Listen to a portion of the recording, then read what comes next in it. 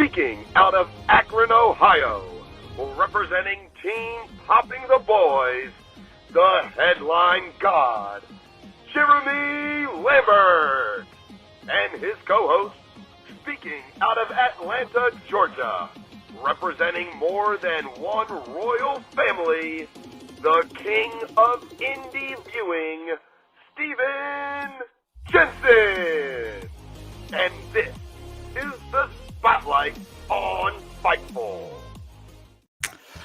Hello and welcome everyone to the Spotlight on Fightful. It is Thursday, February 8th. I'm Jeremy Lambert. That's Stephen Jensen. Shout out as always to Big Dick MLJ for the intro.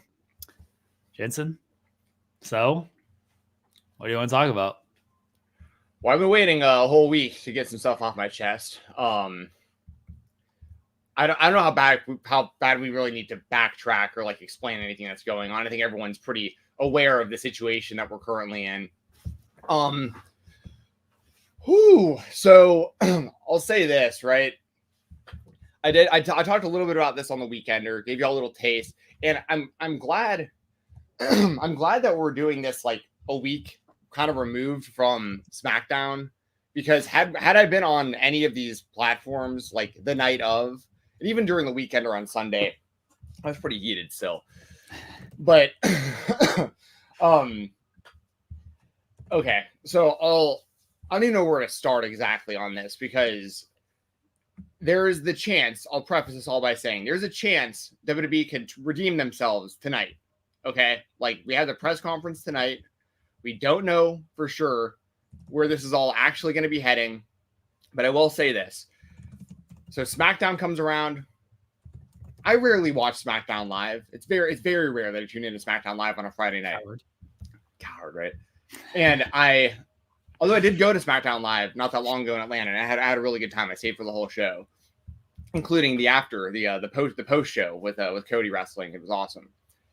So, well, when SmackDown came around, you know, I watched the show because I was like, all right, well, they're talking about this announcement that they're going to be making for WrestleMania. And I'm just like everyone else, I'm expecting Cody to come out and call out Roman Reigns, which was clearly the move. And that's what he was looking like he was going to do. And him and Roman are in the ring together. The rest of the bloodline's like out of there. It's just the two of them man to man. And when Cody said, basically, like, I'm just going to hand this off to The Rock. Like, I'm just going to pass the mic over. You know, it's good. The Rock's got first up, not me. I was like, no way. No, this can't actually. No. And then when he came out, and then The Rock and him did I use this term. People need to get familiar with this term because I may use it throughout the podcast. And I use it a lot in general. A Thunder Sun. It's a term from Always Sunny in Philadelphia. It refers to Is that the Thunder Gun? Yeah. So Thunder Gun Express is like their favorite series of movies. Yeah. The like final one in the series that we know about up to this point, they really didn't like, and it was because they were trying to hand off the franchise. They're basically trying to do what all these other movies are doing, where they tried to like make it for like a new generation. So Thunder Sons his kid into becoming like the star of the movies. So like, so the term is to Thunder Son somebody. He literally hands a torch to his kid as a passing of the torch from like, you're now the face of the franchise. And what's so funny about this whole situation is they're attempting to Thunder Son Roman Reigns with The Rock, but they actually Thunder Son Cody, because like they're doing so much of this in an attempt to make Roman Reigns Roman's already gone through everyone, and The Rock's the only one left in that family. But at the same time, it's like, and Gagan in the chat says this too, like he little broed Cody, and I agree, that was like, that made Cody look terrible the way this all went down. But the aftermath of it has gotten Cody more over than he even was before this, which I can't say was designed. Like, there's people out there that think, well, they did this in an attempt to make this like, you know, like the Yes Movement. It's like, they didn't need to do that. Cody was already the face of the company. Cody already won the Royal Rumble 2 years in a row. There was no need for this extra, like, make the fans feel bad for Cody. Maggie's saying, I'm confused if it's son or gun. So the character is Thunder Gun, but his son like his son takes over the franchise. So they call it Thunder Son. Like you see Thunder Sunned him. So all right, sorry that I made that confusing because I mentioned Thunder Gun. Yeah, well, Thunder Gun's the name of the character. Yeah, but his son takes over the franchise, and that's what they're trying to do with Roman Reigns. Like they're trying to make it to where like The Rock was the face of all this, that our generation remembers, but for all the new kids and all the new fans and everyone coming in, Roman Reigns is that guy for them, and they're trying to make Roman Reigns the face of this. But what's happened is that the fans have gotten so behind Cody and this We Want Cody movement that it's actually being, it's actually being like it's like Cody's in a better position now than he was then, unless they totally screw him over still and don't put him against Roman at WrestleMania. Because otherwise, then it makes Cody look really, really stupid. Like no matter what he does, like last year was bad enough in so many ways. Like Cody just losing in general last year was the wrong move. I think everyone can pretty much agree with that at this point. And because we'd be a year into Cody Rhodes' title run, and a lot of these problems we wouldn't even have. We wouldn't need multiple world championships. The Rock and Roman could have their match this year. It would be great. Like people would be psyched for it because the title wouldn't be involved. Like so many of these issues could have been completely avoided had they just put the title on Cody last year. But I talked about it last week how basically. Last year, I talked about how like -1 was in the front row with Cody's family, and even then, like Cody gives the belt to Brody Jr., still loses. Like this made Cody look so bad. It was like, why did you do this? Like this was the moment. And now I'm going to make another reference. So I brought it up last week, and now I'm seeing more people talk about it. The wrestling club, like the wrestling club's supposed to go out. They're all supposed to go out to WrestleMania. I'm just going to make this comparison. Who's familiar with Scott's Tots? Imagine bringing the entire wrestling club all the way out to WrestleMania. All these kids. Hey, Cody Rhodes, what you gonna do? Make our dreams come true. And then just how you gonna have him lose again in front of all of these fans that he's bringing out, all these kids that look up to him. You're gonna have Cody Rhodes show up to the wrestling club without a WWE championship. Instead, he's gonna hand him a bunch of laptop batteries. You know what I mean? Like this is ridiculous. Like the time is now. The time is right now. Like, I've been waiting 22 years. I've known Cody Rhodes for 22 years.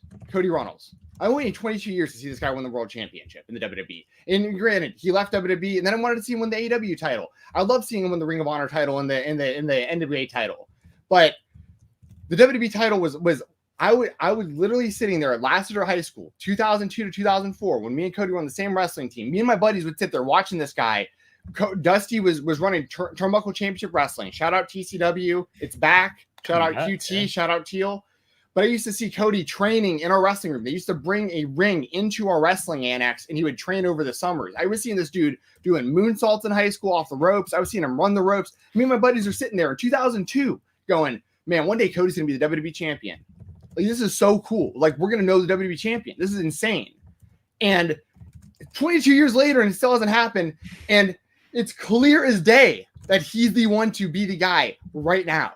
Even after that BS press conference that Triple H put on after the last pay-per-view, even he, before he botched his entire answers about everything else, he made it very clear. Cody Rhodes is the next face of this company. Like, Cody does all the right things. He loves the business. He stays forever. We're out there like, we love what he's doing for the fans, but even at a certain point, we're like, we got to get out of here at some point. But Cody wants to take pictures with everyone, and he wants to sign autographs for everyone. It's like, and then you do all of this, and then you bring The Rock in, and it's like, part of me wants to think that, oh, by the way, Chi-Town Spurs says the wrestling club will be honored to see The Rock. Of course. Everyone's, listen, and the wrestling club reference I bring up because it really personifies me and like the whole fan base. I'll bring this up. They love Cody. They do love Cody. Too. I said it when you mentioned the wrestling club the other week. They brought a bunch of Make-A-Wish kids out there for John Cena last year. Right. They don't give a fuck about these kids. Okay. They don't care. Which is crazy. Apologies to my kids if they're listening to this and my wife has this on. It's crazy because like Cody wants to be that guy. Like he wants to be the guy who, and this goes so beyond myself. Like maybe I'm far gone or too far gone or whatever you call it, right? Like I'm 35 years old. Like I shouldn't be this fired up about it. I'm fired up about it because it's Cody and like this particular situation with me and my fandom. But I'm more concerned, honestly, with like the next generation of, Make-A-Wish kids and stuff like that. Like people who need something really to believe in. Like when I was growing up, my mom had breast cancer. I've talked about it 1,000 times. She passed away when I was younger. It was the worst thing that's ever happened to me. I've had to deal with that with my mom, my grandma, and my aunt, all through breast cancer. I've watched it just tear away people I love, year after year after year. It's terrible. And the thing that I always had as a kid to escape was professional wrestling. I had WCW Nitro and Monday Night Raw. And and kids need that. Like and Cody's their guy. So like to keep doing this to him into the fan base just seems insane to me. And what's even more upsetting is the reasoning behind it. Like, are they only doing this because of deflecting the Vince stuff? Are they doing this because CM Punk got hurt? Or is it a combination of all this stuff? And I'm not going to sit here and blame CM Punk for this because y'all know how I feel about CM Punk. I'm not going to put this on. This is not on CM Punk, the situation. WWE didn't need to go this route, whether Punk was injured or healthy. But are these factors that played a part? Was it that the WWE is just desperate now to put The Rock out there to get good press for the company? Or was this always the plan? Because, he did call out Roman not that long ago and implanted this seed in everyone's head that this could happen this year. So, was this the plan the whole time? And if so, why the hell did you have Cody Rhodes win the Royal Rumble again? Just have The Rock win the Royal Rumble. Problem solved for the most part. I'd still be pissed off that it wouldn't be Cody and Roman.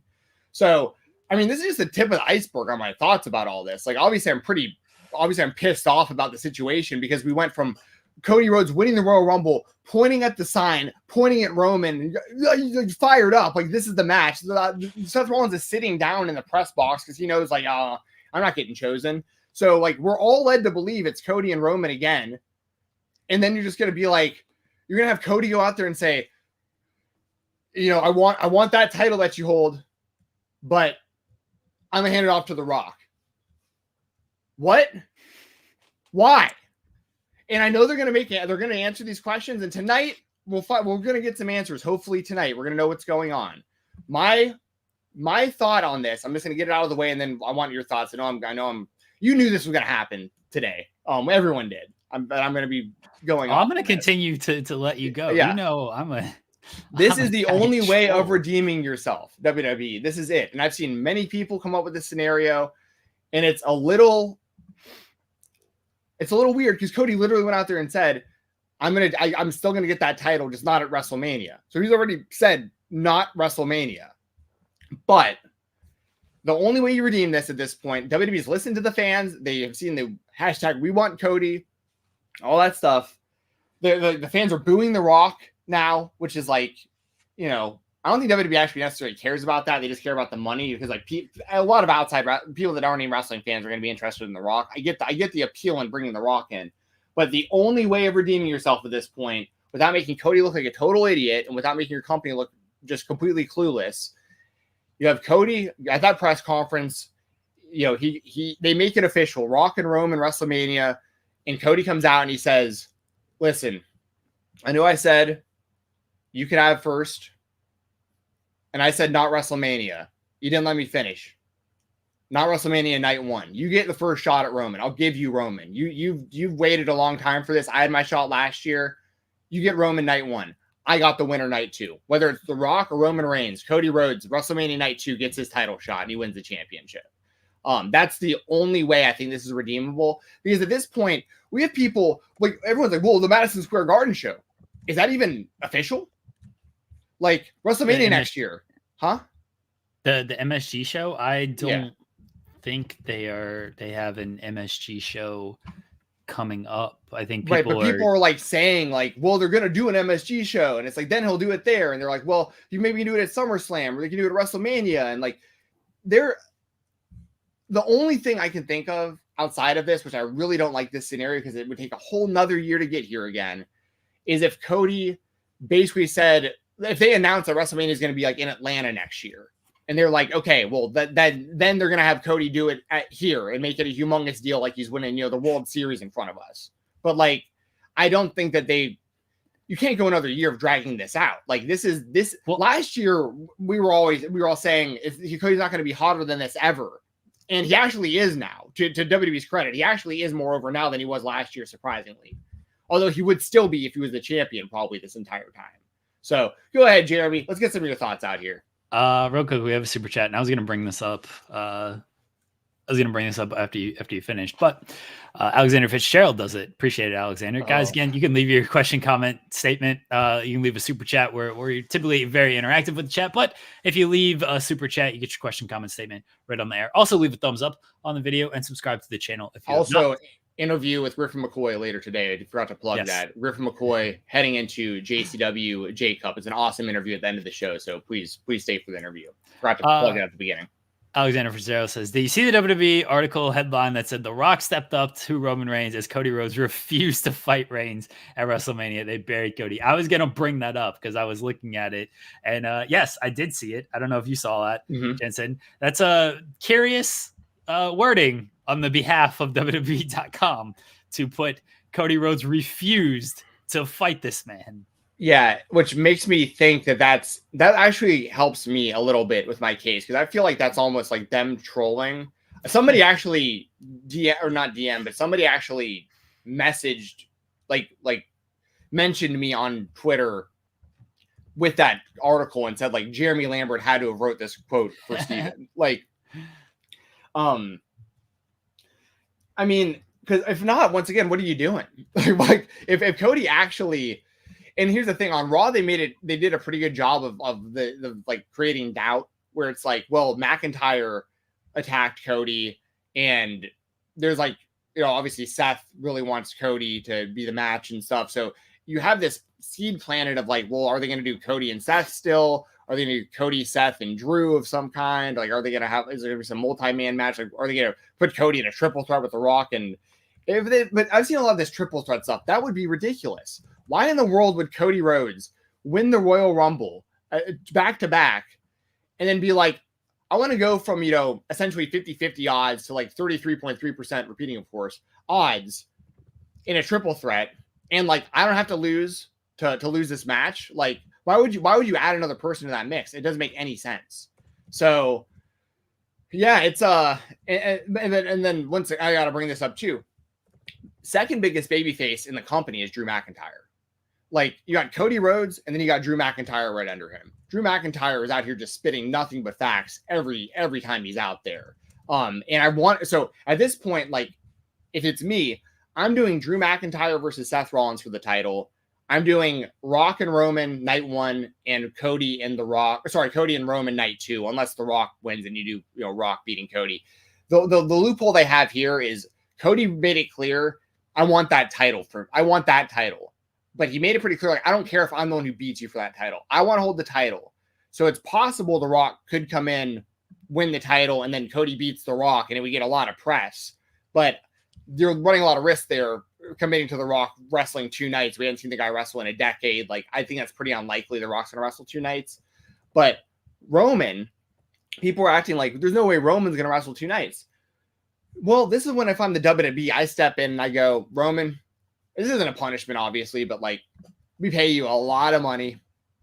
You only had to wrestle like the last 5 times in the last year. We've been saving you. Like, you are healthy. You're super healthy.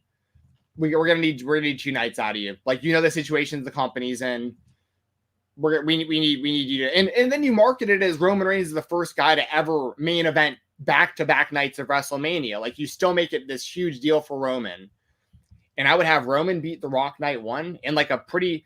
In like a Rock Hogan style match where like they probably don't have to do a whole lot. They look at each other a lot. And the crowd's would probably cheer Roman because they want to see Roman retain to wrestle Cody. And it is in Philly, but that doesn't mean it's going to be a Philly crowd because a lot of people are going to travel in from WrestleMania. So we have to keep that in mind too. But that's where I'm at with it. They got a way to redeem themselves still. You gotta. The only way though is that you got to do the Rock and Roman night 1 and Cody and Cody and the winner night 2. Otherwise, what are you doing?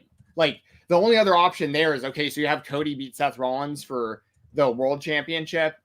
You have him hold it for the next handful of months or the next year, and then you unify it with Roman, and then it's like, okay, well then, what was the point of Seth's title at all? because you could have had Cody win all of this last year. You would have never needed to make the World Heavyweight Championship. And you would have had nothing you needed to even unify with the titles that Roman already has, the 3 title belts he already has. So anyway, go ahead, Jeremy. I think a triple threat match would be a mistake. Agree. Because why are you going to burn 2 great singles matches to do? You don't know when you're going to get the Rock again either. So if you have him, you should do the match that has been building for a while. Let's be honest about it. Rock and Roman has been building for a very long time, and people have wanted it for a very long time. Yep. I think people would have been fine with it certainly 2 years ago when Roman, that was the Brock unification match 2 years ago. Last year was Cody, and then I think they would have been maybe okay with it last year, even though Cody was a big over. But if The Rock had been there and they told the story the right way, then they would have been able to do it. This year, though, you've built up Cody because you screwed him over last year, and people wanted Cody. So this year was not the year to do it. But apparently they might seem to be doing it. The easiest solution is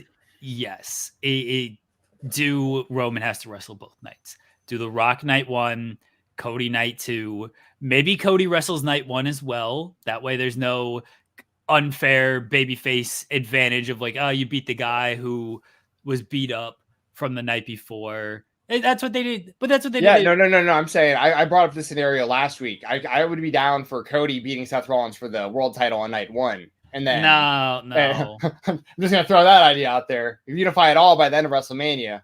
No, Solo, going against Solo is the better option for night 1. They need to build up Solo back up because he beat John Cena, and I don't know if he's won a match since then. It feels like he's lost every match. Randy when I was at SmackDown. Solo did? I think he did. I think it was Roman and Solo. I think Roman beat him clean with an RKO. I'm pretty sure. Yeah, Solo loses all the time. I wouldn't do Cody against Seth and winning and him beating Seth to win and then unify. I would probably do Solo. But Cody can wrestle night 1 as well. That way, again, no babyface advantage of Roman's tired type of thing. I think that's the easiest solution to do. You mentioned something about next year. I trollingly brought this up on In the Weeds yesterday. What if Cody does say next year, WrestleMania, he won the Rumble, right? You get a shot at WrestleMania. They don't say which WrestleMania. Why can't Cody delay his shot until next year? Why can't he delay it until 2030? What's wrong with that? It never says which WrestleMania when you win the Rumble. People just assume it's that year's WrestleMania, but we can delay these shots. I don't think they're going to do it. I thought about that as well. I just don't know, once again, why Cody would ever, as a character on the wrestling show, why Cody would ever do that. It just makes him look dumb. Well, especially if you were to lose. Imagine if you lost after that. That's where this whole thing looks very stupid, is Cody looks very stupid. Right. So the timeline is really dependent on who you believe when it comes to the reporting on these things. I believe Dave has said they knew going into the Rumble that The Rock was on the table and an option and maybe even locked in. But then there are other reports of maybe Triple H didn't even know. Maybe this was a Ari and Mark Shapiro thing, and no one in WWE even really knew that The Rock was this type of option. If that's the case, then I can get where Triple H booked Cody to win it because he thought Cody was the option. Here comes The Rock. To me, it seems like they didn't know they had The Rock fully locked in at Rumble. That's why they went with Cody. And then maybe 2 seconds after the Rumble, The Rock was locked in. And that's why they've had to pivot in this way. But again, I don't know the actual timeline. I don't know if anybody knows the actual timeline. We're going based off what has been reported, what we've been told by guys like Dave and Sean. And I trust Sean's reporting on things, but the timeline's very muddy on this. And obviously that's accounts of people. I don't know who exactly like Sean and Dave are talking to. I know Dave has talked with The Rock in the past. I don't know if The Rock is giving him all of this stuff, but I think the people who truly know are obviously The Rock, Triple H, maybe Nick Khan, Mark Shapiro, Ari, people like that. Brian Gewirtz. Yeah, Brian Gewirtz. Yeah, so The Rock is teasing long game stuff. Yeah. And long game to me, and this is what I said on the show a couple weeks ago. After he made the announcement that he was joining the TKO board, he was on ESPN and he talked about like long game, building WrestleMania. I thought next year for Rock was the one that made sense. First Netflix WrestleMania, you got a year to really build it with television, because the build, I know people are saying like they haven't really built, it's been teased, it's been simmering, however you want to call it. But it's just been, young Rock, social media, random shots here and there, but nothing on television. This would have given them a proper build on television for a year, where it wouldn't be every week, but like Cena and Rock a decade ago, they mentioned it enough to keep it fresh and keep it in the forefront of your mind. That's what it seemed like it was going to be. Instead, here comes Rock this year. Yeah, Gaijin is saying announce WrestleMania 41 Las Vegas. That show will be headlined by Rock and Roman. I think that's what a lot of people, certainly Cody Rhodes fans, are hoping for. I don't know. I don't know why you would have Cody do all of that if that was the play, though. It's I honestly think at this point, like, I think they were going to just go ahead and do Rock and Roman this year, because like the situation they were in with like the Vince stuff and like the CM Punk injury, they just like they were like, I honestly think that they were going to do, I think it's very likely that everything you just said was going to be the possibility at one point. They were like, well, The Rock seems committed. We might be able to get him this year, but like, let's lock him in for next year. Like, we'll get him in as like an owner of the company, like, so he'll be around, he'll be involved, and we'll know by next year, like, he's ready to do this. And then with the Punk injury and the Vince stuff, they might have freaked out a little bit, and they're like, well, we need to do this right now because of the good PR. But once again, like, it makes me think that at some point within the last couple weeks, I think they did change their mind, and they did say it's going to be Rock and Roman this year, because otherwise, why would Cody come out and like what sticks with me so much on the Cody promo with The Rock is him specifically saying, my goalpost has moved. I want to get that championship, just not at WrestleMania. Like, he straight up mentions not at WrestleMania. So for anything else to happen at this point, I think it really actually had to have been the yes movement type, we want Cody stuff that happened, because I think if Cody gets Roman at this point, it's because they did change course again, and then they'll do Rock and Roman maybe next year. But the way that this has all gone down with Cody saying not WrestleMania, and I mean, the other thing is too, they really like put down Seth's title throughout all this too. Yeah, that was hilarious. Yeah, like, why would Cody eventually like Roman said, hey, that's the second place title. You can win the second place. Losers bracket. The consolation bracket, which is true. It's all the people that Roman's beat or hasn't been able to beat Roman. Seth technically has like that DQ or whatever, no contest, whatever that was. It was a DQ win. DQ win technically, right? But outside of that, it's like everyone else, and then even when you look at it, Cody's beat Seth 3 times. It doesn't care about winning that championship. Like, the guy he's beat 3 times. So. And don't even get me started on Damian Priest. This guy's running around with a briefcase, and like, nobody cares about him becoming the champion at this point. Like, so, and he loses every time I see him wrestle, I feel like, which is pretty common for the Money in the Bank holder. I get that. But yeah, I think that's where we're at, man. I think just straight up, like, I think they wanted to do the Rock and Roman next year. They moved it up to this year because of the situation they're in with a few different major things happening. And now they're having to pivot again because the We Want Cody movement has gotten so strong that now they're like, well, we got to put Cody in there. Like, what are we doing? And the other thing is Cody tweeting on on Monday during Raw, he's like, I love y'all, God bless, just trust me. And it's like, okay, I've been trusted you for decades, literally.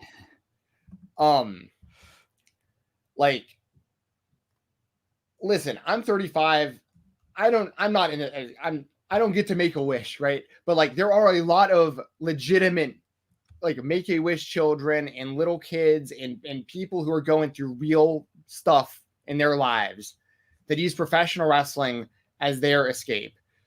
This is nothing against Roman. I think Roman's done a great job. I honestly do. I'm a Roman Reigns fan, legitimately. I have no issues with The Rock. If this was any other scenario, this would be great that we're finally getting The Rock and Roman. I would have no problems with this at all. But the fact that they're going to keep doing this to Cody and to Cody's fans, and it'd be one thing if he wasn't the right guy, and I'd be able to admit it if he wasn't. But I think we can all collectively agree at this point. Of course, you're going to have some outliers, people who don't agree. But for the most part, I think we can all agree. For years, the WWE has been searching for their next top babyface, for their next quote-unquote John Cena. They tried to make that Roman Reigns year after year after year, and it wasn't working. They finally got it right with this heel turn. They finally got it right. But he's the heel. He'll eventually become one of the top baby faces again, probably. But he's also probably winding down to a degree. He's already basically part-time. Cody's there every week, and he wants the ball. He said it in the press conference after the pay-per-view. He was like, I'm the right guy for the job. I want the job. This is paralleling my own situation with work that we keep talking about every week. I don't want to jump into that much. But full disclosure, when I took the job that I currently have, I took that job in April 2 years ago. The same, right around the time Cody Rhodes came back to the WWE, right around the same time. It was the same month. The only reason I accepted the job that I currently do, and I hope somebody in my work is watching, because there are actually some wrestling fans that work for my company that said they've seen this show before. If you're watching, the only reason I've been doing the job that I've been doing for the last 2 years is for the job that I interviewed for a couple months ago that I'm still waiting on the offer for. The only reason I've been doing the current job for 2 years is for the opportunity for the job that I've wanted, that I've already interviewed for in November, that I've already been told I'm getting, that I'm still waiting on an offer for, because there's so many moving pieces and things keep happening, and they keep saying, well, it's going to happen, but just wait. And I feel like I'm Cody. It's like, let's finish our stories here. All right. Well, no more of this BS and waiting. It's so frustrating. It's so frustrating being told you're the right guy. We want you. You got the job, but there's this one thing we got to do before that. Okay, well, there's this other thing we got to do before that. What's this other thing we got to do before that? But it's you. We're going with you. I can only imagine what The Rock was saying to Cody when he was hugging him in that ring. He was probably like, bro, you're doing the right thing. You know your time is coming. And the look on Cody's face was just like, I can't believe this. It was the same kind of look he had on his face when he got off that bus with his family before WrestleMania last year. He's like, I think he was holding Libby, and he was and I think his wife was next to him. It was like him, Liberty, and his wife. I think they all came off the bus, and you could tell that Cody had this look on his face, like, did they just tell him he's losing? And that was the kind of look he had on his face with The Rock.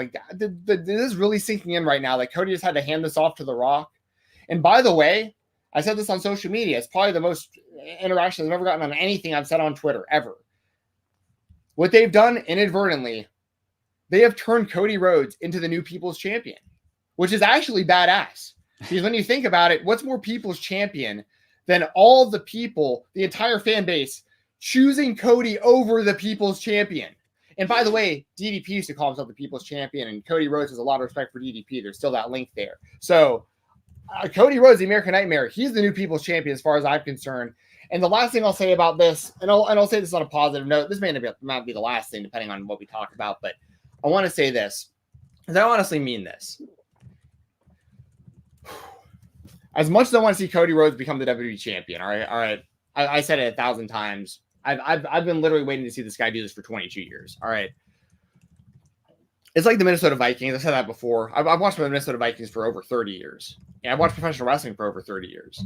And With my Vikings, like the Super Bowl, it's kind of a pipe dream. I really hope it happens. Like I root for my Vikings every year. I get hopeful every year. I buy their merch, the new jerseys. I sit there and I'm very superstitious, and I want my Vikings to win. But at the end of the day, there's 32 NFL teams. That's a legitimate competition.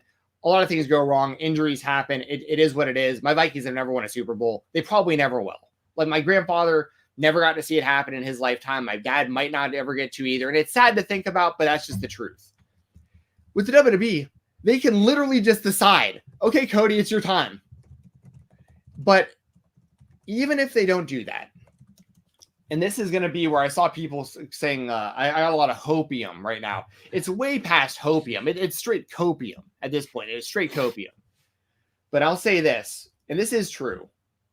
As much as I want to see Cody Rhodes become the WWE champion, as much as I want to see him hold that title belt that was taken away from his father, and I want to see him finish the story, and I want to see him be the guy to beat Roman Reigns, the honest to God truth, and this is going to sound super corny, but it's really the truth. Cody's already won. Like, he really has. Because even in the situation he's in right now, the real winner, and you're doing this, the real winner here, honestly, this is what's real. The WWE Championship is not real. The World Championship is not real. These are props that are put on people for marketing purposes. They're not really real, okay? What's real is Cody Rhodes reaching out to someone in the crowd and going, hey, there's a sign out there that I see from the ring. I'm legally blind. I can't see, but I'm trying to see Cody Rhodes. Hey, come up here to the guardrail. I'm going to give you a hug and sign some stuff for you. What's real is getting the entire wrestling club tickets to WrestleMania. Like what's real is this stuff. What's real is Cody going and saying, I want to be like John Cena, and I want to do all the Make-A-Wishes that I possibly can. Before these events, I want to be helping these kids out. Like, that's what's actually real. Cody Rhodes is the face of the company already. He already is. The final cherry on top is getting that championship to him, because that just solidifies everything. But I'm just going to say it, like, whether it happens or not, I'm proud to be a Cody Rhodes fan. Like, I love that dude. I think, and a big reason is because I look at all these scumbags in professional wrestling. I'll just say it. Vince McMahon is God in professional wrestling. He is straight up God of like the modern professional wrestling that we've been fans of our whole lives. That is essentially that man's vision that we are still seeing in front of us. And he turned out to be an absolute scumbag, piece of trash. There's a lot of people in this industry that are pieces of trash. A lot of them.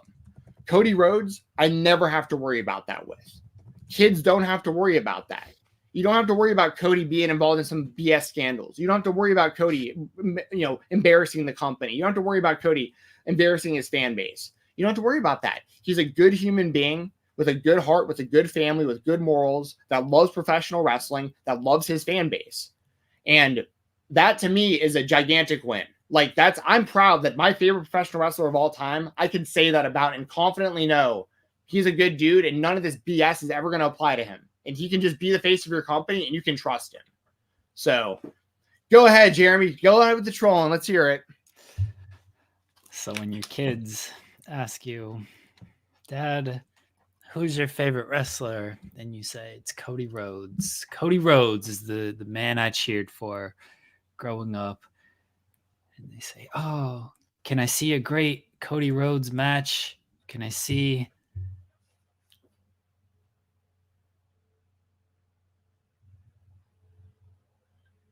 Did I lose Jeremy? Okay, there we go. Okay, I was about to tell this big emotional story, and then I heard you. I heard you up until you said. Well, by the way, I don't have kids, so this doesn't apply to me yet. But you were saying big Cody Rhodes match. That's where you froze. What's the big Cody Rhodes match? What's the big Cody Rhodes moment that you can show me? And you're like, at this house show, he pointed out a kid. All right, he visited the wrestling club. Like, that's cool, Dad, but like, did he win? Did he ever hold the championship? Because all I've been told is that how important these championships are, how important the historic title reign of Roman Reigns is, how important 17-time champion John Cena is, how important 232-time champion Charlotte Flair is. Did he ever win the title, Dad? It's like, he won the title in life, son. Let that be a lesson to you.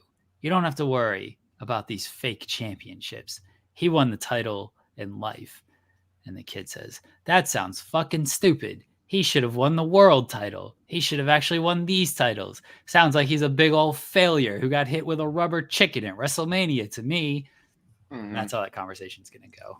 Yeah. Okay. So this, that actually reminds me of something else I wanted to bring up when it came to this. So the whole Cody Rhodes being a loser thing, that's got to be frustrating to him too. It has to be, because he's an actual winner.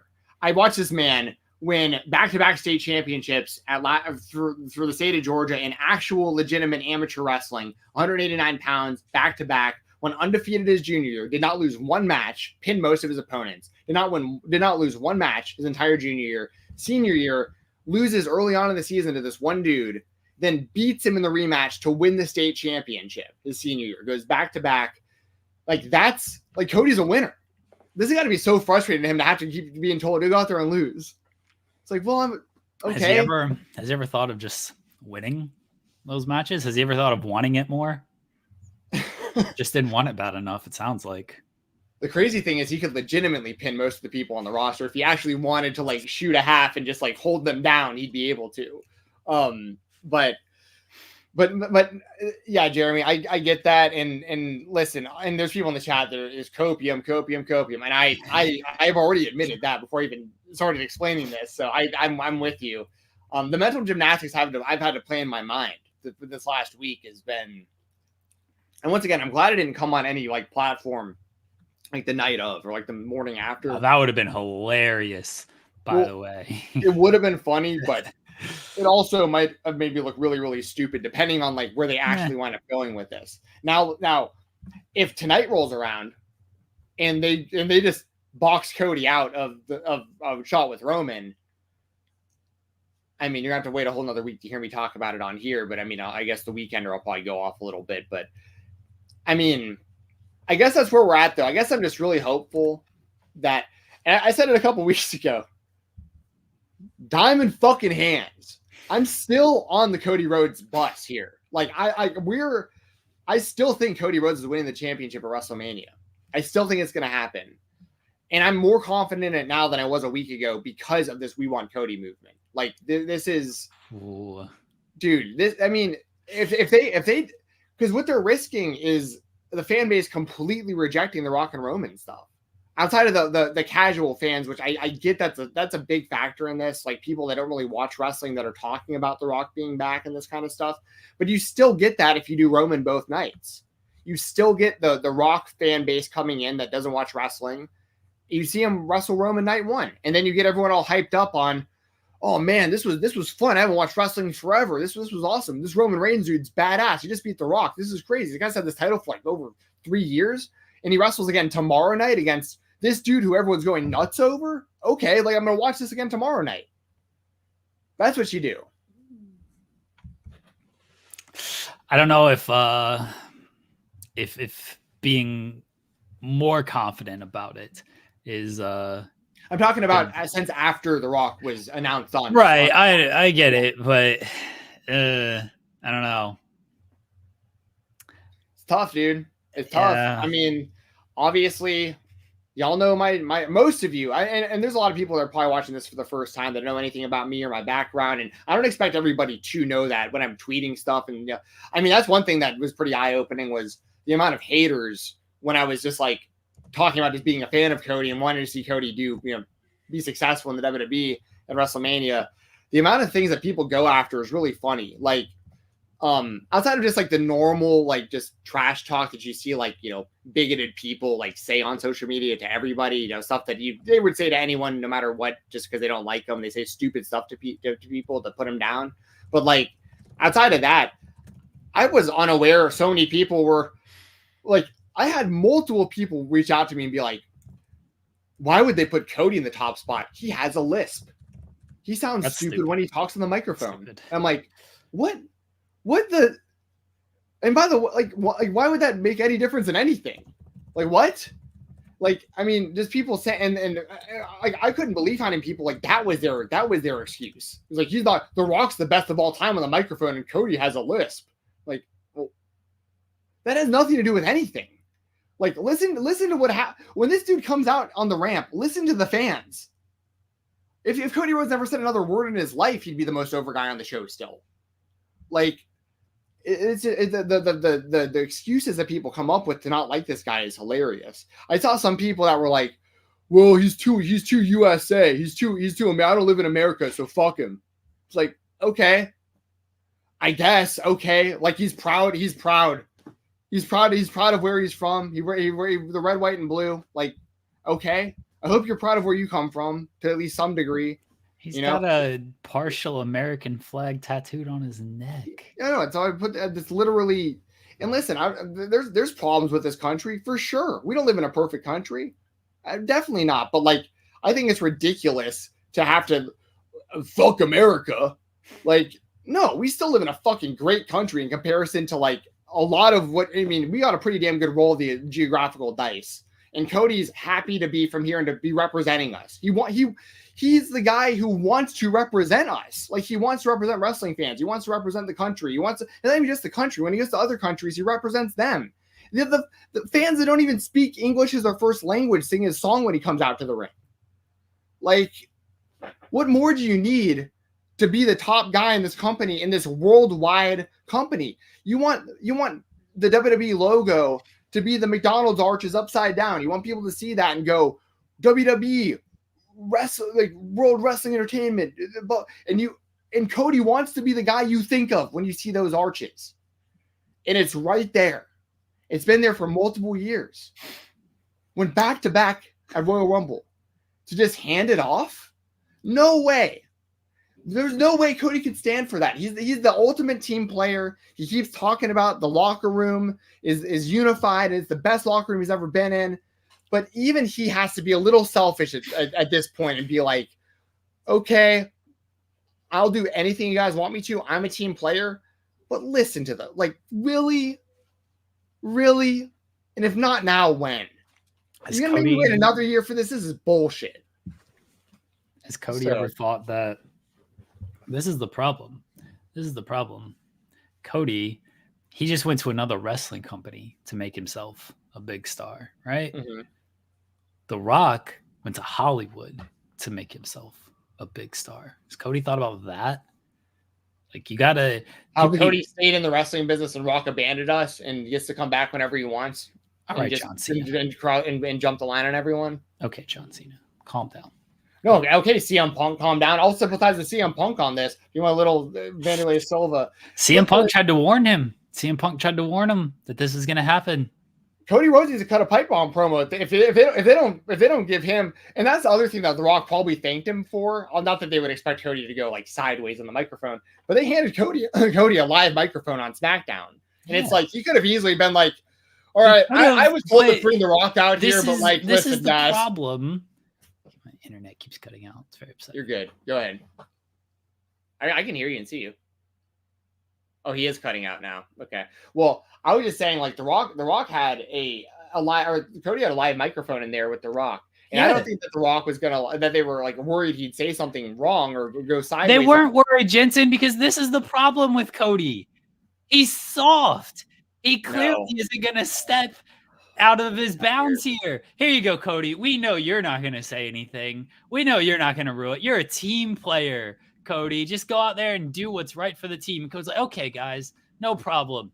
If Cody had any balls, if he wanted to take that spot, if he wanted to overstep The Rock, he should have done it.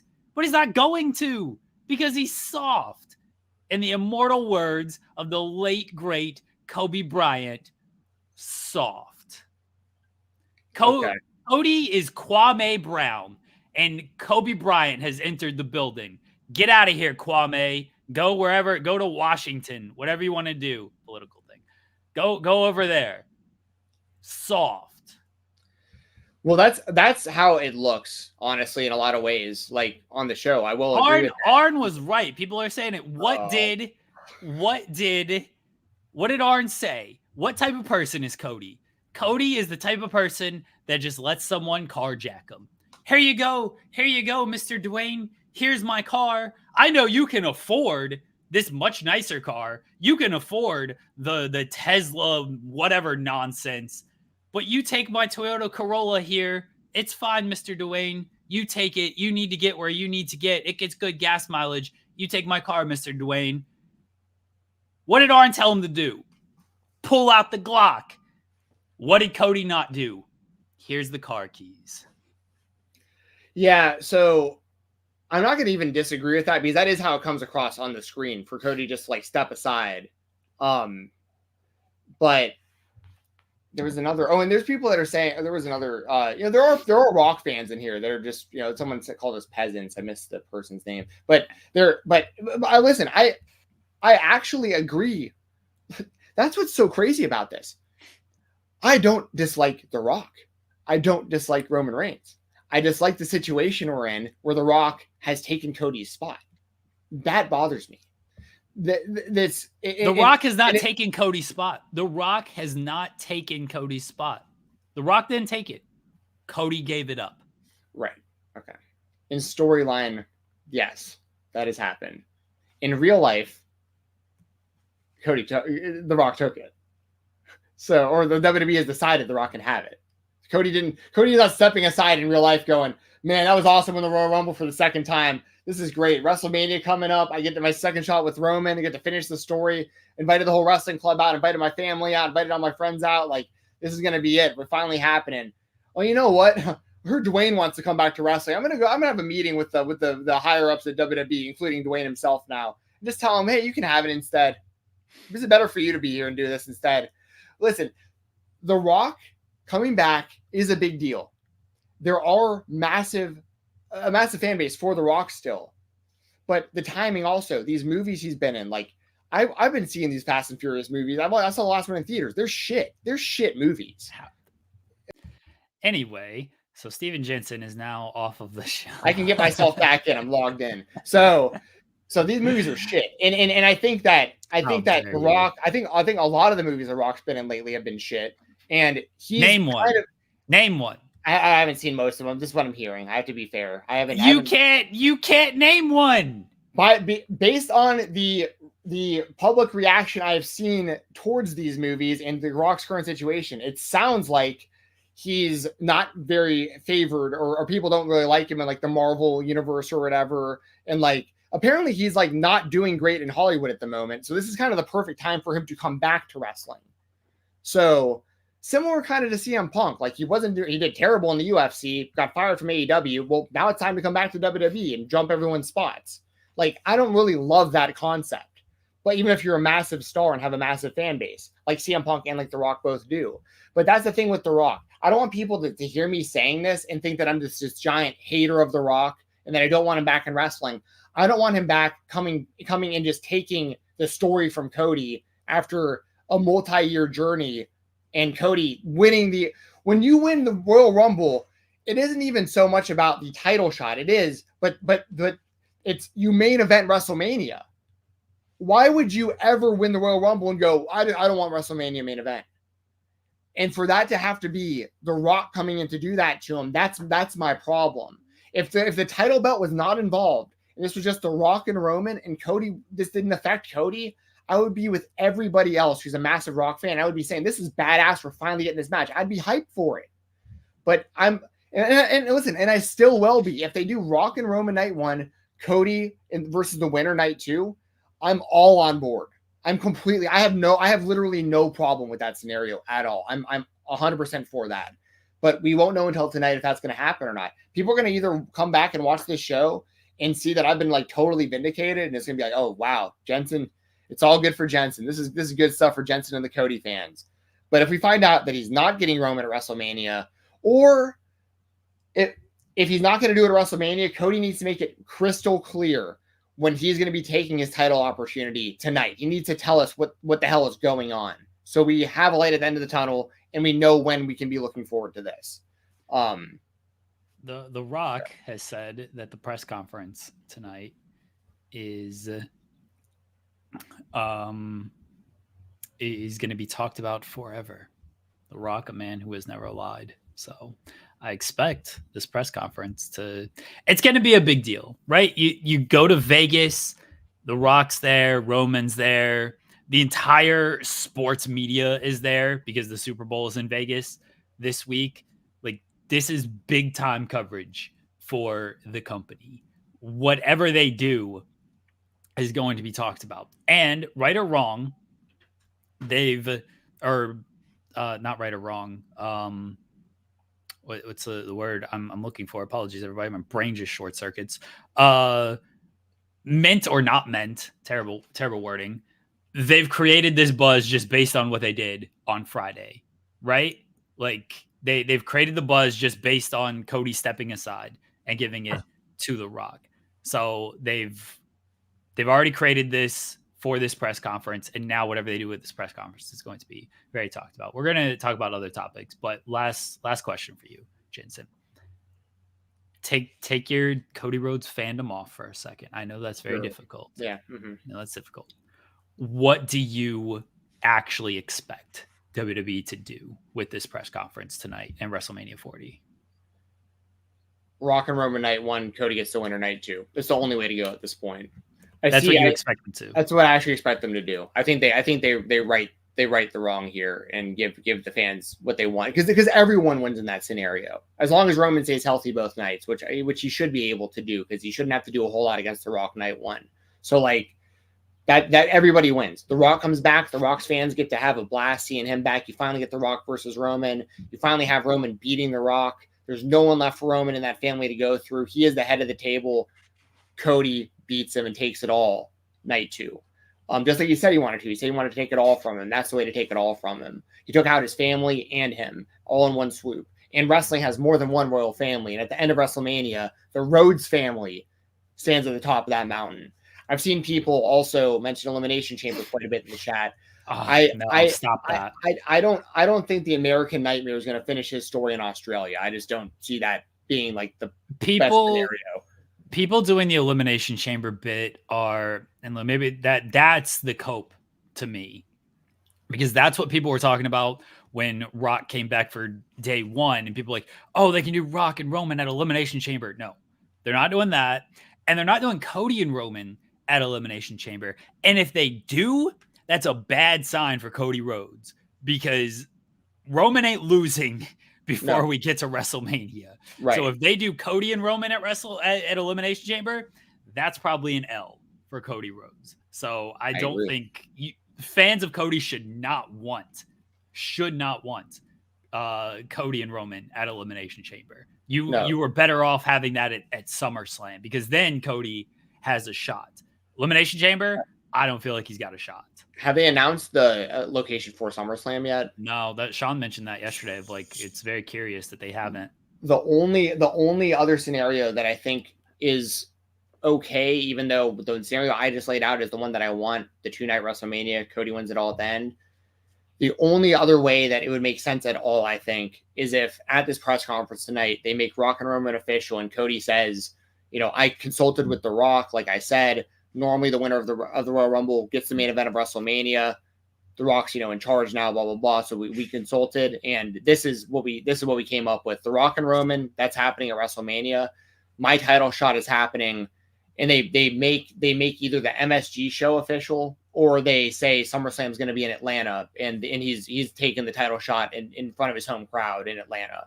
And that's the only other scenarios I'm okay with, because if Cody, that's the other thing. Cody at the end at SmackDown after the show was over, he literally got on the microphone and said the next time he comes back to Atlanta, he's bringing a championship with him. So it's like, maybe he can win it in a 24/7 title. Find that in the trash or something. All right, let's move on to another topic. This doesn't even make any sense. Okay. We do got a bunch of super chats real quickly.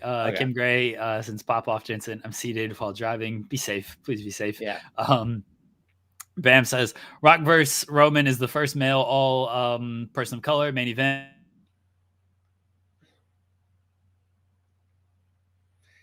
Jeremy lagged out again during the super chat. I'll go ahead and read this out. It says Roman vs. The Rock is the first male all POC main event of WrestleMania 40. And thank you, Cody, for doing the right thing here. It would be kind of feel for Cody to take that away from us now. Sorry, Jensen. Listen, you can still do it night 1. You can still have that night 1. But then you're taking away a spot from the women. Why do you want them to take away the spot from the women? That's like going on social media and saying my favorite color is green, and everyone going, "So you hate orange?" That's a ridiculous argument. Finley Justin says there's very little they can say / do to make this make sense after what they did on Friday / not said on Monday. Rock can say long game all he wants, but they've killed Cody with this storyline wise. Like, I don't disagree. I think they can save it, but they're off to a very bad start with what they did on Friday and Monday. They could easily save it of just Rock makes it a triple threat match. Cody says, you know what? I thought about it. I still won in this match. I'm still going to take everything. Like, you can still talk yourself into it. And fans are going to be excited as long as Cody's in that spot. People are going to be like, yeah, that was stupid. But you know what? They got to where we wanted them to get there in the end. And if they deliver on the moment, which would be a Cody victory, then people are going to be like, all right, fine. If they don't, then we continue to discuss how dumb this is. Ken says Rock Roman on night 2. Bloodline turns on Roman. Rock wins. Roman goes face, chases Rock. Cody wins the world heavyweight title on night 1. Priest cashes in. Chaos. Would that be like the most, aside from Cody not challenging for any title, would that be the most disappointing scenario? He faces Rollins on night 1, wins, and then Priest immediately cashes in. That sounds like it sucks to me. I thought about that scenario. I think it's actually more likely that Priest would cash in and Cody would beat him also, to be completely honest. I think it's more likely that Rollins beats Cody and then Priest cashes in. Oh, it's so insane. I think it's very dumb. I think it's very dumb. All trolling aside, I think it's very stupid for Cody's first world title victory to not be the Roman title. Agree. It's always been talking about. He's been ignoring the title Seth's been holding for the last year. He didn't want to be in the tournament. I guess he lost one of the qualified matches due to interference. I can't remember, but he hasn't chased Seth at all. He hasn't mentioned that at all. Even when he won the Rumble, it was immediately pointing at Roman. This man has not cared about this title at all. So I don't care to see him win that title when it's the other title that he's been talking about the entire time. So exactly to be the first thing. Yeah, it doesn't.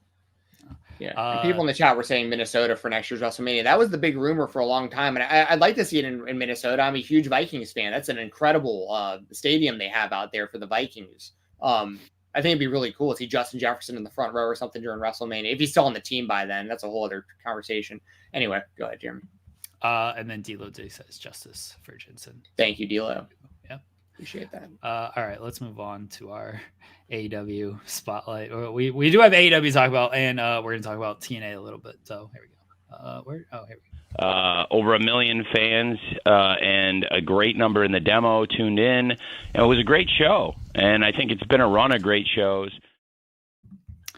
AEW last night, I thought it was a great show. I thought it was one of the best Dynamites ever, and I'm not doing a bit on that. I love this episode of Dynamite. We had Swerve and Hangman, which went to a 30-minute draw. That was a fantastic match. I thought our draw was on the table. I said this weeks ago about a triple threat match. So I wasn't too surprised to see it be a draw.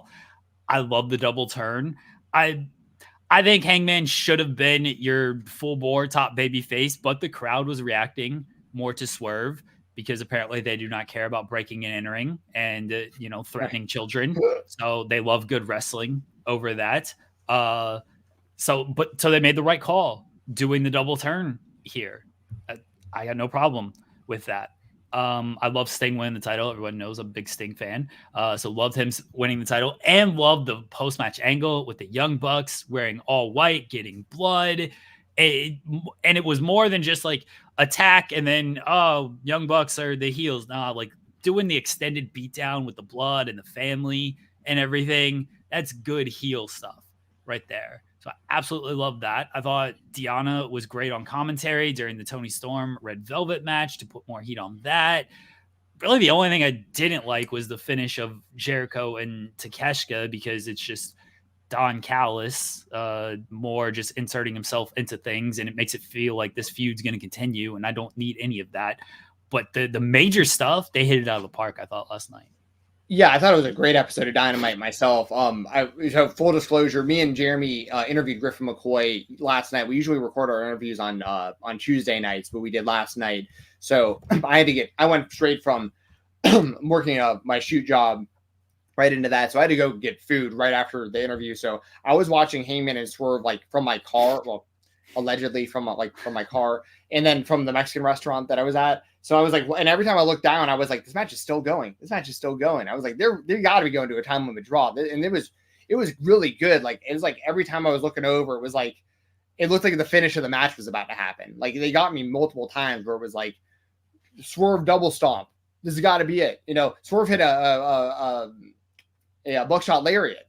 And then went right into the double stomp. And I was like, man, that'd be some disrespect if you actually beat him with that. And so that was a great opening match. And you called that. You've been calling that, to your credit. You've been calling the no contest or the time limit draw and getting both those guys in the title mix for a while. The Jericho Takeshita stuff I actually enjoyed, mainly because of the finish. Like not necessarily Callis getting involved, but it was a pretty cool visual seeing Jericho tap out to the Lion Tamer. Like I don't think I've seen that happen, and Jericho's been in wrestling for over 30 years. So like that was pretty cool to actually see that happen. The main event, obviously, I love Sting, and I've been a longtime Darby Allin fan. I'll never forget the first time I saw Darby Allin wrestle live was in Chattanooga, Tennessee. This was back in like probably 2018 or something like that. And he actually wrestled Joey Janela. And this was before AEW was even like a concept. And they wrestled each other in a high school gym for a company called the SCI, Scenic City Invitational. And shout out to Dylan Hales and to Scott Hensley and all the people that have put those shows on for years. And I remember, like, because I brought my dad to the show. My dad doesn't watch a lot of wrestling, but he just wanted to get together that weekend. And I remember my dad even being like, man, this guy's like, that's really entertaining. Like, this guy's pretty good. Like, he was talking about Darby, and he was like, but he's so small. Like, and I was like, I know he's. And I walked up to Darby. I think this guy's maybe 5'6". I mean, he's a small guy, and this is before AEW was a concept once again. So even in my mind back then, I was like, damn, like this guy's got all the talent in the world, but like the WWE is never gonna give this guy a shot. Like this is a bummer to see this much talent that just isn't gonna get a shot because of his size. And fast forward to now, he's one of the top stars in that company. Therefore, being one of the top stars in all of wrestling, as far as I'm concerned. And I love that him and Sting are the tag champs. Like, it finally happened. You know, we were all saying before Sting even appeared in AEW, we were all like dream booking, like, well, if Sting ever came in, like him and Darby, they'd have to do him and Darby, right? Like in a match or the team or something. Cause like that'd be so cool if they actually did that. And then they actually did. And it made Sting's career. Like, we thought Sting was done after the Rollins match in the WWE years ago. And for him to have this whole second life, really it's like a fourth life, because he had like the WCW life and the TNA life and the WWE life and now this. But with AEW, this is how you go out on a high note. Like, this is great stuff. So I loved seeing Sting and Darby win the titles last night. I'm such a massive lifelong Sting fan. One of my favorite things in my whole collection. Everything behind me is signed. I got all this signed stuff, and this stuff off screen y'all can't see. One of my favorite things is that thing right there, the Ninja Turtles Raphael signed by Sting. My brother got me that for my birthday a few years ago. One of my prized possessions. I love anything that has to do with Sting. And so I love seeing that happen. And then the Young Bucks coming out, that was the icing. That was the icing on the cake, because they are doing such a good job of getting people to hate them. And I love, they call it the EVP trigger now instead of the BTE trigger. That's genius. And the all white, that's usually a sign for me. If someone's wearing all white, you're probably going to see blood, because that's the visual you're going for. It's that contrast on that. And that was very planned, obviously, the way they busted Darby open, literally held his head up to their suits and like were like rubbing, like smearing it on their, so that was all very calculated how that all went down. And it gets great heat on that match. And I'd imagine that the Young Bucks will probably beat Sting and Darby in Sting's last match to get those title belts. And that's like, the Young Bucks needed a reboot badly, and this is working. So yeah, this is a great episode of Dynamite. Alexander Fitzgerald says, I love how AEW has introduced CML. That too. Fans. Yeah. That was a really fun trios match. And then, afterwards setting up the tag team match. for Collision introducing new CMLL talent. I imagine AEW, at least Blackpool Combat Club, easy for me to say, will be making their way down to CMLL in Arena Mexico at some point in the near future. Yeah, that's been good. And everything I thought last night outside of Jericho Takeshita was really good stuff. And, they made the big announcement, TD Garden, big business. Yep. It's Mercedes Moné. It was exactly what Boston. Yes, with the two S's and the money signs. Like, they ain't subtle about it.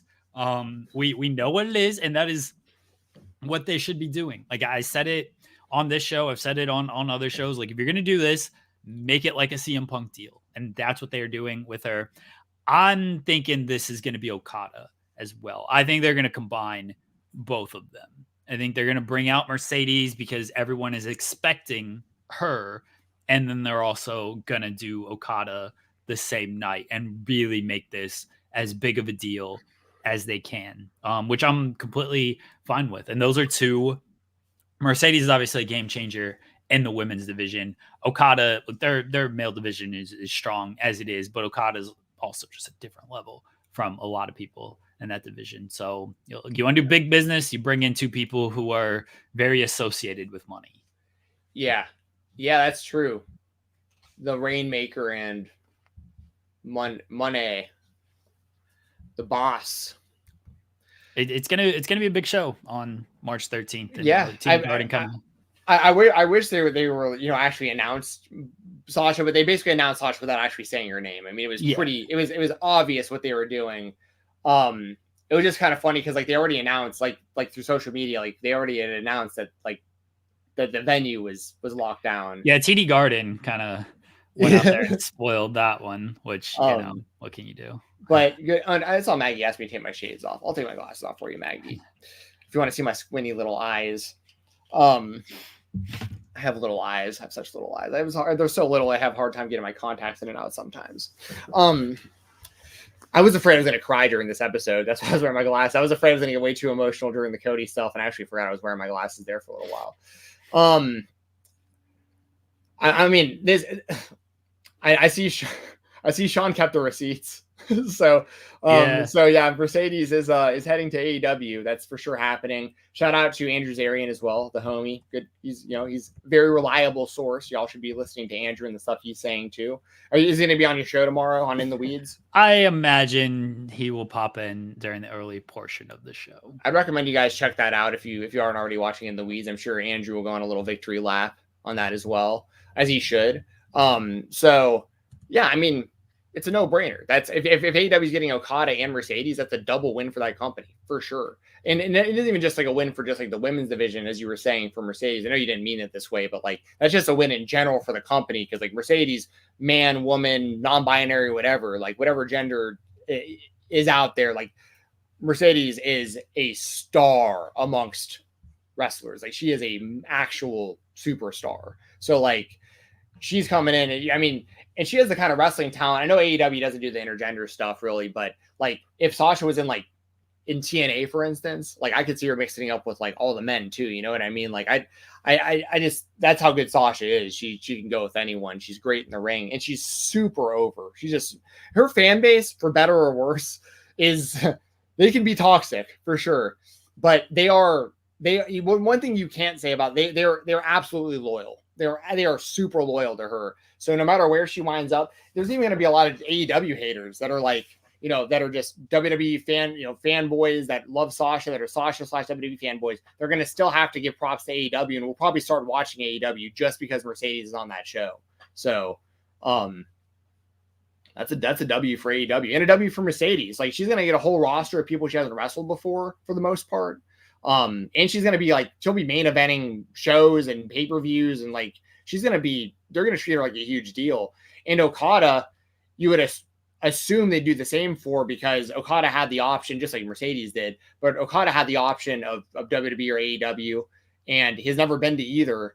And for him to choose AEW, I'd imagine that they've given him some sort of promise of some kind, some sort of good faith of if you leave New Japan after all this time being the main guy there for so long, like, we're going to treat you right here in AEW. You already know that we've worked you with Danielson. He's like obviously like one of our top guys. You're going to work all our top guys. You and Ospreay is going to headline, wrestle or All In or something one year. Like, you know what I mean? Like, I think I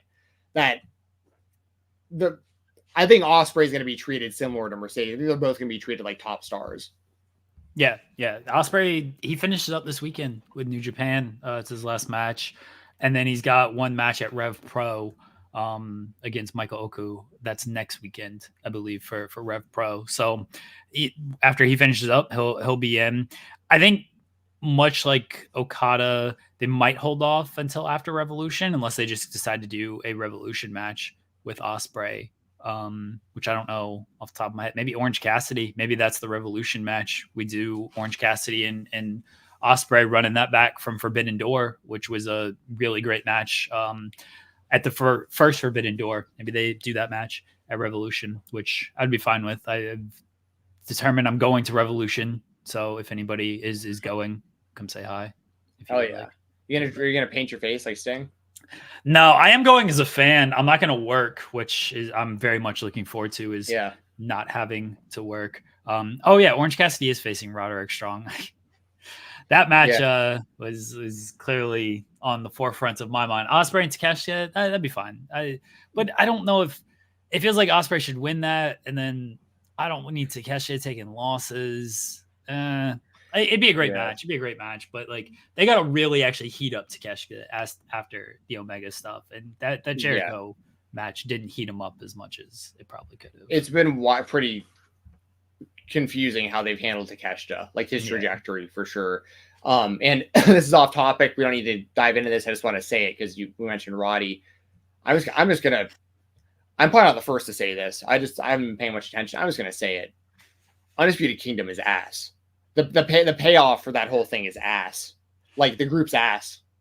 Like it was a waste. It's ass. Adam Cole rolling up to Chuck Taylor last night was hilarious. Yeah, that's pretty funny. The group's ass though. Like, sorry y'all. Like we waited a long time for this devil story and this reveal. The group's ass. I love Adam Cole. I love Roderick Strong. The group's ass though. Like they got to figure this out. It took a long time for them to put this together, and it's ass. Anyway, go ahead. Tim says, any idea where Yuta has been? I don't know where Yuta has been. That's a good question. I love Wheeler Yuta though. I'm a very big Wheeler Yuta fan. I hope they do more with him, even more so than they already have with AEW. That guy can go. That guy can really go in the ring. He can go before he's even in AEW. Y'all should check out his stuff on IWTV. He was the man before he got signed. People are saying Cole's hurt, MJF is gone. Like, and that's the issue though. Is Cole is hurt, which sucks, and then MJF being gone. There's been no way to follow that up. The way to follow that up would have been these guys are continuing to go after the top of the top out there. And it's like, well, they're feuding with another guy who's injured in that taking out Chuck Taylor, but they're feuding with Orange Cassidy, who doesn't really care about any of this. And then Samoa Joe has bigger things to worry about. They're not going after Samoa Joe. So the follow-up hasn't been good. And then you got the Acclaim. The easy follow-up feud would have been Acclaimed and Bullet Club because that's who they attacked. Instead, they're just doing throwaway segments like they did last week on Dynamite. It's like, hey, we're the Bang Bang Scissor Gang. And then that was it. Like, that segment was so pointless last week with them. So man, even Maggie's like, I'm cooling off on Wardlow. Oh, that's saying something. That's saying something. I think Wardlow's hurt too. The last time I saw him, he was hobbling after the match. He said he was fine after last week, which might mean he's just missing a couple of weeks, but it's nothing long term. But he said he was fine, so we'll see. And I'm not wishing injury on anyone, by the way. It's not like I want to see any of these guys get hurt. I just think that the group's like the payoff wasn't the payoff was cool when they actually paid it off, but now like the aftermath and where it's all going with this has been ass cheeks. And I love AEW. I just got to keep. I'll keep it real when I have to. They fumbled this, and a big part of it is Adam Cole's hurt and MJF is gone. But then, like, why did you do all this when you did it? Move on to our other spotlight right quickly. Our product is what it is. We're going straight up the middle. Big shakeup in TNA Wrestling yesterday. Anthem announced that they fired Scott D'Amore from being TNA Wrestling president, and Anthony, I believe it's pronounced Sicione. Apologies if I messed that up, but he is the new TNA Wrestling president. This came very out of left field because by all accounts, D'Amore very well liked by the talent. I mean, we saw an outpouring of support from the talent after D'Amore got fired yesterday, and D'Amore led this rebrand, and people were very excited about the rebrand, and details are still coming in about this, but it again seemed very sudden, and I don't want to say too much as far as what didn't happen, because how many cases have we seen of this guy got fired really suddenly, let's all praise and support him, and then something bad comes out. Right. So I don't want to be that person who is like, this is a travesty, no, and then it turns out something bad happened. I don't know if that's the case, but I'm also not going to sit here and act like I know the full details of this and then something horrific comes out. Right. And I'm with you too. We all have to be, cautious when we have those kind of conversations, because like you said, we don't know the reason for because it's straight up, he was just straight up fired, right? I mean, there's no other way of saying they didn't say anything. It was just he terminated. But what I will say is, it's possible the talent wouldn't know either exactly what's going on, but for your champions like Moose, Jordan Grace, former champions like Josh Alexander, Will Ospreay, who came in, I saw a lot of these people all praising Scott D'Amore. They were Trinity, Naomi, she was like, no, not Scott D'Amore. Everybody. Moose has said many times that he resigned with TNA because of his relationship with Scott D'Amore. Yeah, and I'll preface it by this, because I don't want anyone to retroactively clip this in case there's stuff that comes out that we don't know about at this moment. But I'll say this is just if this was more of just Anthem is in charge and they wanted their own people in that spot, and Scott D'Amore was just a casualty of that, and they were just well, we want our own guy in there. Sorry, Scott. We've been with this company on and off for 20 years. But we're just going to go another direction after this rebrand. That's not good for a lot of reasons, especially to the talent. Because the thing with the talent that really gets me with TNA is they seem like a great locker room right now. The rebrand, you saw nothing but positive, optimistic, takes from the locker room. They're all TNA's back. We can't wait to be a part of TNA. We grew up watching TNA. The rebrand has been a really positive thing for the locker room. It seems like they seem really unified as a locker room. Even when Naomi was leaving, it was all of them hugging her on the way out. It was thank you so much for coming in and helping. Go off and do your thing again. You know what I mean? It's a family type atmosphere. It felt like, and Scott D'Amore was the dad of that family. So it's to cut him out and bring in a new dad. You bring in a stepdad that nobody knows, and they're just wait, why are you in charge now? What happened to our guy that we loved? And how are you going to make things any better? Why is this happening? Now there might be a really damn good reason it's happening. We just don't know. And that's why I can't say really one way or another for sure about any of this. But what I will say is, if there wasn't a really good reason to get rid of him, and it was just a business move, that's really a bad idea, in my opinion, when you just had this rebrand, when you have all this positivity, this unified locker room. Why would you do anything to potentially sever that or break trust with, as an employer, to your employees? Why would you do that, especially right now? Why wouldn't you have done that before the rebrand? You know what I mean? Make these changes and then completely reboot with new management and stuff. Why would Scott D'Amore be so involved with the rebrand itself and then have him out so quickly and replaced by a guy who's not even from the wrestling business? The only other thing I could think of, and this is tinfoil hat, reckless speculation. This is not anything outside of just one thought I had, was maybe because of what's going on in the WWE, maybe Scott D'Amore found a way into that management team. Maybe I know that's super, super, super unlikely, but maybe they need new people at the top in WWE, and he has a lot of connections with that company. Now that's different than getting fired, right? I don't know that they would, but maybe the new Anthem management was Scott D'Amore came to us. He has an opportunity in the WWE, so we fired him. We got rid of him. He was talking about going to another company. I don't know. I don't know. By the way, the only reason I bring that up is because if Scott D'Amore, like Scott, with his experience, he would be very valuable in the current WWE system because they need new leadership. That's the only reason that I even make that connection. Yeah.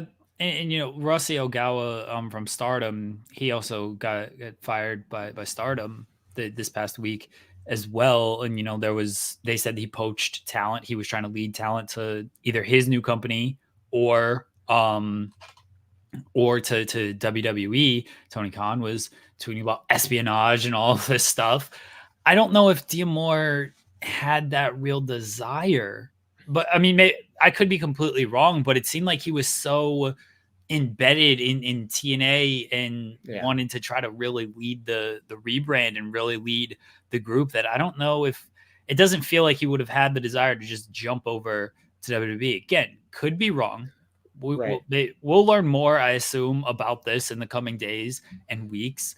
But right now, just based on what we do know, it's a very curious decision because there was a lot of positive momentum behind the group as part of this rebrand, and now you're doing this, and the guy who's really spearheaded everything is now gone. And if nothing more comes out, that sends a pretty loud message to a locker room that was really behind and really, really together. And now I don't know how they're feeling about things. Based on the reactions yesterday, they aren't feeling great about things because everybody was behind D'Amore. Yeah, well, and I mean the timing. The reason I bring that WWE thought up too is the timing of like them actually working with the WWE recently. Like, yeah, so it's like they have the like the management has been in touch with Scott D'Amore very much and recently. So it's like but once again, I'll preface it by saying, and I don't even want to put this out there because I hate that we even live in a world where I have to even assume or preface these things because of how often people turn out to not be who we think that they are. If he's a pest or something, then of course, see ya. But like, I can't just assume that of everybody who loses their job somewhere. I just can't. Like, that's unfair to people. Like, I can get fired from my job for something, that has nothing to do with being a pest. And like, people can make whatever conclusions they want, but I don't want people immediately assuming that that's why I got fired. It could be for a variety of reasons. So I'm sure we'll find out more. But at the end of the day, I think the best way we can gauge this is by keeping up with the talent on social media that works for TNA. Because if something does come out negative, like we'll find out. They'll let us know that like they feel safer because someone's not around, or like they'll let us know like this is bullshit. Like, where is this guy? We love him. You should be back here. So. I think we'll get some answers eventually, but it was a very, very strange out of nowhere thing for Scott D'Amore to be out from TNA now, especially of all times. So I haven't listened to Observer Radio or anything, but Joseph Wood is saying Dave said that Scott wanted to spend more money than Anthem wanted to give him, which I could see. Like, they've been a lot on some free agents here. They're bringing in Ali, they're bringing in Nick Nemeth. They, I assume, made plays for the likes of Ospreay and Okada. So like, I can see that, but then it's just like, well, tell them no and let them go about the business. Just don't. I don't get fired for that. Yeah. Like, unless you like really just a hard ass about it, and then it's like, all right, well, you either got to really not do this or you got to go. Maybe it is a monetary thing of like, you are spending all this money on free agents. We're not seeing that really increase our profits. Maybe we need to go in a different direction. But in that case, just like, limit his power. Can't spend. Can't spend and like have him still be with creative and everything. I don't know. More is going to come out about this, and we'll talk about it more as more comes out. Jensen, I know you got to run. Let everybody know where they can find you at. I do. Thank you very much for joining us for this very special episode of the Spotlight, everybody. You can follow me on X at FightTalk_FIGHT TLK_. You can use code FightTalk on independentwrestling.tv, and please listen to the Weekender podcast over on FightfulSelect.com. I cover independent wrestling over there, and I'll probably give you some more thoughts on this whole Cody situation because we'll have some more answers tonight. What is it, 7 p.m. Eastern time? They're doing this press conference. Yep. So I'm sure I'll give some thoughts on social media as well whenever we have some more clarity on all these situations. Please stick around. We have a great interview for y'all that you're about to hear from Griffin McCoy. He is big time. He's big time in CZW. Big time in JCW, been making a lot of GCW appearances. He's all over the place. Absolutely killing it. And Yeah, I mean, I think you're gonna really enjoy this interview. He's got the J-Cup coming up. He's wrestling Jordan Oliver for the JCW Championship in the first round, and yeah, I just it's his time. So hope you guys enjoy your Thursdays. Hope you have a great weekend. I'm gonna go clock in for the shoot job, and maybe next week I'll have some good news about my job. I don't know. Maybe I'll get to finish my story sometime soon. Who knows? But if not, let's all get on the Cody train, y'all. If you don't like Cody Rhodes, hashtag we want Cody. Win-win scenario, everyone. I'll leave on this. Win-win scenario. Cody, night 2, okay? Cody gets the winner. You do Rock and Roman night 1. Cody gets the winner night 2. See y'all later. Thank you as always, Jensen. We will talk about the press conference more in the coming days, weeks, whatever it might be. It's going to be a busy night, going to be a busy day in the world of wrestling, as like every single day has been for the past few weeks, really since the start of the year. It's been a long year already. As Jensen mentioned, we have an interview with Griffin McCoy. Spent about 52 minutes with him. Fantastic. He's going to be in the JCW J-Cup this weekend, Friday and Saturday. He's going to be facing Jordan Oliver in the first round. Jordan Oliver won the J-Cup last year, so Griffin gets the reigning champion. He's also the JCW champion, Jordan Oliver is. So that's going to be the first round matchup. So it's looking to be a big weekend for Griffin McCoy, but really got into a lot of stuff with him. He's very fantastic with his time. Look out for him. He's on the come up and looking for big things in his future. So let's get into it in the creator spotlight. Griffin McCoy. Welcome to the creator spotlight, the interview portion of the spotlight on Fightful. I am Stephen Jensen, joined as always by Jeremy Lambert, and our guest today is the holder of the JCW Battle Bull ring. Oh yeah, you know what time it is. His time, top guy time. We are joined by Griffin McCoy. Griffin, thanks for joining us, man. How you doing? Oh, just swell. Thank you guys for having me. Yeah, absolutely, man. You got a big weekend coming up. We can just jump right into it. You got the Jersey J-Cup. You got a long history of Jordan Oliver, and you're wrestling him in the first round. I mean, this goes back years and years. Young, dumb, and broke. JCW title on the line throughout this tournament. How you feeling going into this weekend, man? This is huge. Yeah, no, it's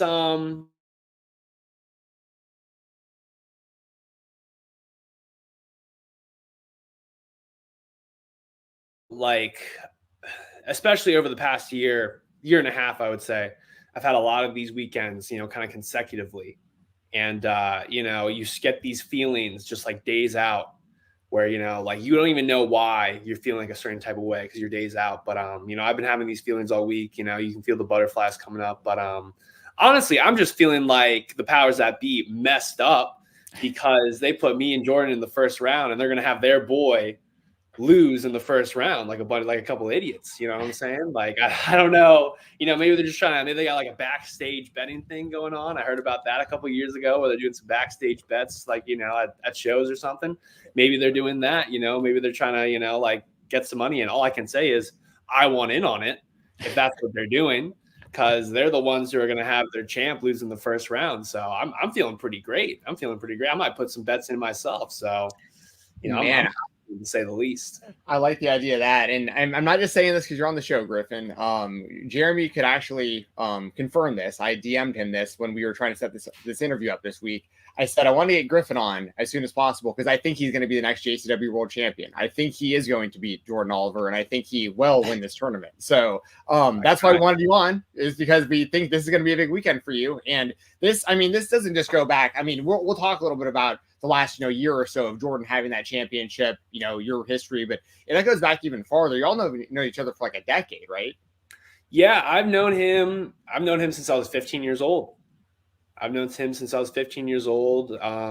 like a year and a half older than I am, but I've known him since we were backyard wrestling. He was kind of the guy who actually got me into the business of pro wrestling. He's the one who like introduced me to CCW, which is like where I started my training at. So he's like literally the guy who figuratively birthed me in to the professional wrestling world. Little did he know, to his own detriment. So, we go back a very, very long way. Very long way. So what's it feel, or what's it mean that this is Jordan specifically? Like, not only do you have a shot at this championship, like, I mean, Jordan won the tournament last year, became the champion, and you made it known, like, right away, like, the next JCW show. I mean, y'all were a part of Young, Dumb, and Broke together with Charlie Tiger and Alice Taylor, and you're in the ring, and, I mean, I remember you snatching that mic and being like, you're the champion and I want next. And I mean, I feel like it's been this whole year that's been building towards this match. And I'm with you. I was expecting to see this in the finals, not in the first round. Yeah. I mean, some people were shocked. Others were not, and the way that I like to look at it is, he broke me in, and ever since day one, I've had his back. And I've helped him capture, the CZW Wire Championship. And, I helped him at all of his big matches. And, really his momentum started because it was me, Ellis, and Charlie sacrificing for him. You know what I'm saying? We put our bodies on the line. When he had these big matches against these big, scary vets, we were the ones out there really, literally human shields for this dude so he could build his career. And it was always my understanding that he would pay us back down the line. However, it happens all the time. You see it. It's why it's a cliche. Everyone, once they start getting that fame, they start popping off. They kind of forget their friends. They forget the people that, helped build them. And, especially when COVID hit, he really capitalized, God bless him. He capitalized. He got his big run. He really started popping off on his own. And guess he got too good for his boys. So, yeah, of course I snatched the mic from him and I called my shot. Because you know what? Yeah, you know what? He wanted to abandon me. He wanted to abandon me and the other guys. Ellis and Chuck, they didn't think they were getting abandoned. But, Ellis came around eventually. Chuck's still a little delusional. But me, I saw it off the rip, I guess that's just, something I'm good at picking up.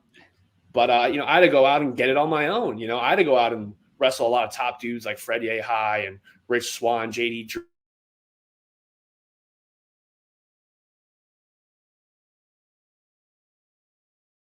Him in the face, and I got socked in the face plenty of times, but I had to get out the mud myself. After years of already getting the shit kicked out of me. Can I swear on this? Absolutely. Yes. Say whatever you want. Absolutely. Years of getting the shit kicked out of me, dude. I cannot tell you how many times I got the shit kicked out of me for that, dude. So you know what? I said, screw that. I'm getting the shit kicked out of me for myself. And when finally the opportunity presented itself, yeah, I snatched that mic from his bitch ass. Yeah, because he's been a punk for years. So I took that mic, I called him out, and he ducked me for 6 months. It took 6 months. It took me going around the world, going to WXW, the UK, Holland, doing that tour this past summer, coming back, tearing it up on the indie scene, going up to Beyond and Wrestling Open. And then finally, I guess, finally he allowed me to have a match with him for the JCW Championship this past summer. And, he had to sneak a win with a roll-up then. He couldn't beat me like a man then. So, this has been a long thing. And, a lot of people want to say that, I'm the bad guy or I'm a bad friend. I'm a manipulator, whatever that means. This dude, I've been by his side for his whole career, and he's the manipulator. He's the one who's been, abusing his friends and abusing them to put himself up. And you know what he did for years on end? He got other people, other cooler guys, and put them in Young, Dumb, and Broke, had them come out to his theme song, got young Nick Wayne, another young, impressionable kid, started stuck his, ball in that cord and used him as a launching pad for himself to get, whatever clout that he wanted. This dude's a snake, I don't know. I know it's a lot of people are not on my side right now, but I guarantee you years down the line, they're going to say, wow, Griff, you're a Nostradamus out here, man. I cannot believe you had it right all these years. And, that's fine because I'm going to be around for a long ass time. I'm going to make a lot of money. And, it's just one of many times I'm going to be right throughout my whole career. I'm just starting early. That's all I'm going to say. I'm just starting early. On the building off of that with Young, Dumb, and Broke and the split and everything, you just kind of recapped a lot there. had to be a lot of emotions in which I don't believe this was a fully random draw for the Battle Bowl like they like to claim. But you and Ellis, Charlie taking on Charlie and Jordan Oliver, you guys all coming together, clashing in the Battle Bowl match. What was that like? Yeah, I mean, like, come on. This guy literally bullied like poor Jordan Castle into like picking the draw. They didn't even pick a draw. I was in the back. I had to watch him. They didn't even pick a draw out of the Battle Bowl. He bullied some kid, not even a wrestler, into trying to fight me and Ellis. You know what I'm saying? But like, hey, he really earns the dumb part in Young, Dumb, and Broke because, I mean, I don't think he realized, but me and Ellis were going up to Wrestling Open for months now. And wrestling, like we had tag matches against Miracle Generation. We had tag matches against Ichiban and Alec Price. We've been wrestling some like really good wrestlers. And we've been holding our own as like a really like, we've been teaming for years. But like as like a tag team, just a 2-man group, we really had to like learn on our feet and put it together, which is pretty easy because, I've known that guy for even longer than I've known Jordan. That's my boy. So, like, I don't know. That's another example of him trying to be the manipulator that he is. He was going to try to catch us with our pants down. But, me and Ellis, we kind of already knew that, like, this guy's going to try to pull something. Chuck, he's just a puppet on a string. You know what I'm saying? He's a tiger. He's a dumb animal. But, hopefully, I say that with love, too. Because I truly think Charlie Tiger will be a star one day. He's got it in him. But he's just still riding Jordan's schlong, thinking that's going to get him somewhere. And, I think when, I beat this guy, Jordan, when I take the Jersey Championship, Wrestling Championship, how many times am I going to say championship? But when I take that from him, I think he's going to realize, I think he's going to have a revelation and understand that he needs to be his own man. He needs to be his own tiger. And, hopefully he'll come out of that. But, I don't think, I don't think luck is on Jordan's side this weekend. I don't think it is. I think everyone knows. Even I don't really care about people saying on social media, but like, even everyone on the internet is saying that Jordan's time is up. I think they can feel the momentum shift. I think they know what the writing on the wall is. So it's my time. Hey, wait a second. Are tigers dumb? Hold on. I don't know. I thought like tigers were smart animals. Charlie is actually extremely intelligent. He's very smart, very book smart. Unfortunately, one of his major wrestling maneuvers is throwing his skull headfirst into other people's skulls. And we live in a modern age. CTE is very real. I'm not saying my boy has CTE like that. Don't come at him with a medical test. But I'm just saying that not the smartest move. Not the smartest move to launch your head into somebody else's head. It's not. It's very effective and very painful. Very effective and very painful. I'll give him that. And he's got a very thick skull. So if there's anyone who can do it who's not a Samoan, I think it's Charlie Tiger. Well, speaking of finishing moves, your finishing move is the variation of a disaster kick. I'm very fond of Cody Rhodes. I don't know if you have any influence of seeing him use that move at all in the past, or where you get the influence yourself of using that move, because I like that move a lot myself. Yeah, no, I was a huge, I don't know if you can tell by this mustache, but I've been a Cody Rhodes fan for a very long time, back when he rocked the mustache, So, but I loved him. And also another guy, I'm going to say his name. I like Low Key, back in the day when I was a young lad. I love Low Key as a wrestler. Let me double down on that. I love Low Key as a wrestler. But yeah, no, like, when he hit the title crush, that's what he calls that kick. Like, that was super influential. And like, obviously Cody Rhodes, a disaster kick. Like, it's the first time I ever saw it. But Cody Rhodes does like the one-legged one. And at first I'm like, oh, because he's like not as athletic. But like, I'm not gonna lie, that one-legged one is like way harder than jumping off the rope with 2 feet. So like, props to him, like crazy athlete Cody Rhodes. But I definitely draw a lot of inspiration from him. And hopefully one day, if I'm lucky enough, and I probably will be, I'm gonna kick that dude in the face too. So. Oh, Oh, I like that call out. Hey, I might as well just ask you, because it's the timing of this interview is so relevant. Like, do you think, I don't know if you follow the WWE product, like how closely you do, but do you think they're going to do Cody and Roman ultimately here at WrestleMania, or is The Rock swooping in? Is Roman doing 2 nights? Do you have any thoughts on this at all now we're talking about Cody? You know, I don't know because, you know, The Rock is a very influential guy. Mm-hmm. And, you know, bigger picture, like this dude just, you know, he's on the board, you know what I'm saying? He just bought stock, you know what I'm saying? He's I don't even know what his title is, but he's very important in this company now. And especially with all the controversial things going on with people in leadership, you know, like they need a guy, you know what I'm saying? And that's all it really is. Like, you know, it's a lot of every company, no matter how big or how small, you know, you kind of need to put people in certain places to draw certain attention or make certain political moves. You know what I'm saying? Like, and I'm just talking about like, you know, like, oh, I like this guy a little bit better, but, you know, I'm talking about like in a grand scheme of like a figurehead of a company. You know what I'm saying? So I don't know. I think the big money probably in the grand scheme is probably The Rock versus Roman Reigns. You know, that's huge. You know, like that's huge. People are already like talking about it just casually, like, oh my God, The Rock gonna wrestle the main event WrestleMania. That's crazy. But you know, I will say this. I think it would benefit WWE greatly to invest in Cody Rhodes, because, you know, he still has his claim to, you know, winning. Like, you know, they'll figure it out. But like, because, you know, to me, the business is always about upward mobility, you know, and maybe they're saying, oh, you know, we don't see Cody Rhodes as like this, like, you know, obviously he's like the heart of our company at this point, and he's like the most popular dude we have amongst our like main fans, and even some fans like branching out into the mainstream. Like a lot of people know Cody Rhodes, but, you know, they just don't see him as that guy.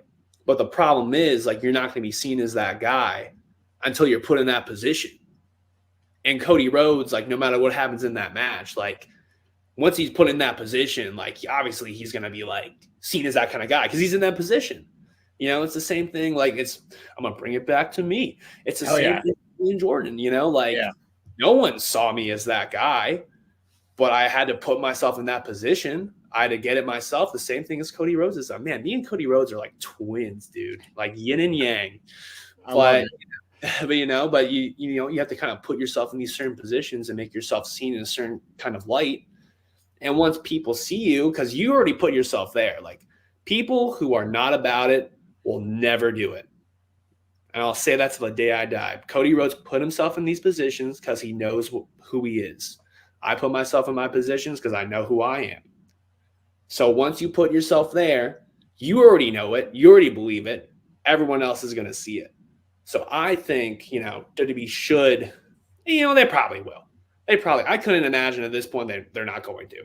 They're going to probably put them in like maybe a triple threat, something. They're going to put them up there, and, you know, I think they need to, you know, push that guy into becoming like the next star that, you know, he's going to be, because, you know, the timing's right. And if they did it next year, like whatever. But like right now, like with The Rock there, like, come on, like, you know, just put him there. Just put him there. Yeah, I love that answer, Griffin. Very. I'm a big Cody Rhodes fan, and I mainly wanted to ask because it does tie in with your finisher, and also that's going to be the main topic of the show that we're doing before everyone sees this interview. So thank you very much for giving some answers on that. Man, I love the saying, what people who are not about it won't do it. Did I get that right? Yes. You know, that's the Cody Rhodes is the mantra, do the work. I like this. Mm-hmm. People who are not about it won't do it. I'm a fan of this saying. Yeah. T-shirt it, more often. Yeah. Whatever you got to do. I might have to hit up a lawyer after this. Yeah. There you go. Get it trademarked. All of that good stuff. And I think it applies to you 100%, because like nothing against you whatsoever, but like I was more familiar with you as a part of Young, Dumb, and Broke with those 4 guys. And like once you did put yourself in that position, the more I saw you, the more I did see you in that light, whether it was on JCW, whether it was a GCW appearance, MLW appearances, whatever it was. I was like, Griffin's a threat. Like Griffin's for real, because he's presented as for real the more often I've been seeing him. I think that's totally true. Yeah, no, definitely. Like, and, you know, to go along with this Cody Rhodes, like, you know, mantra, do the work. You know, I wouldn't put myself in these positions. And I probably the same as him.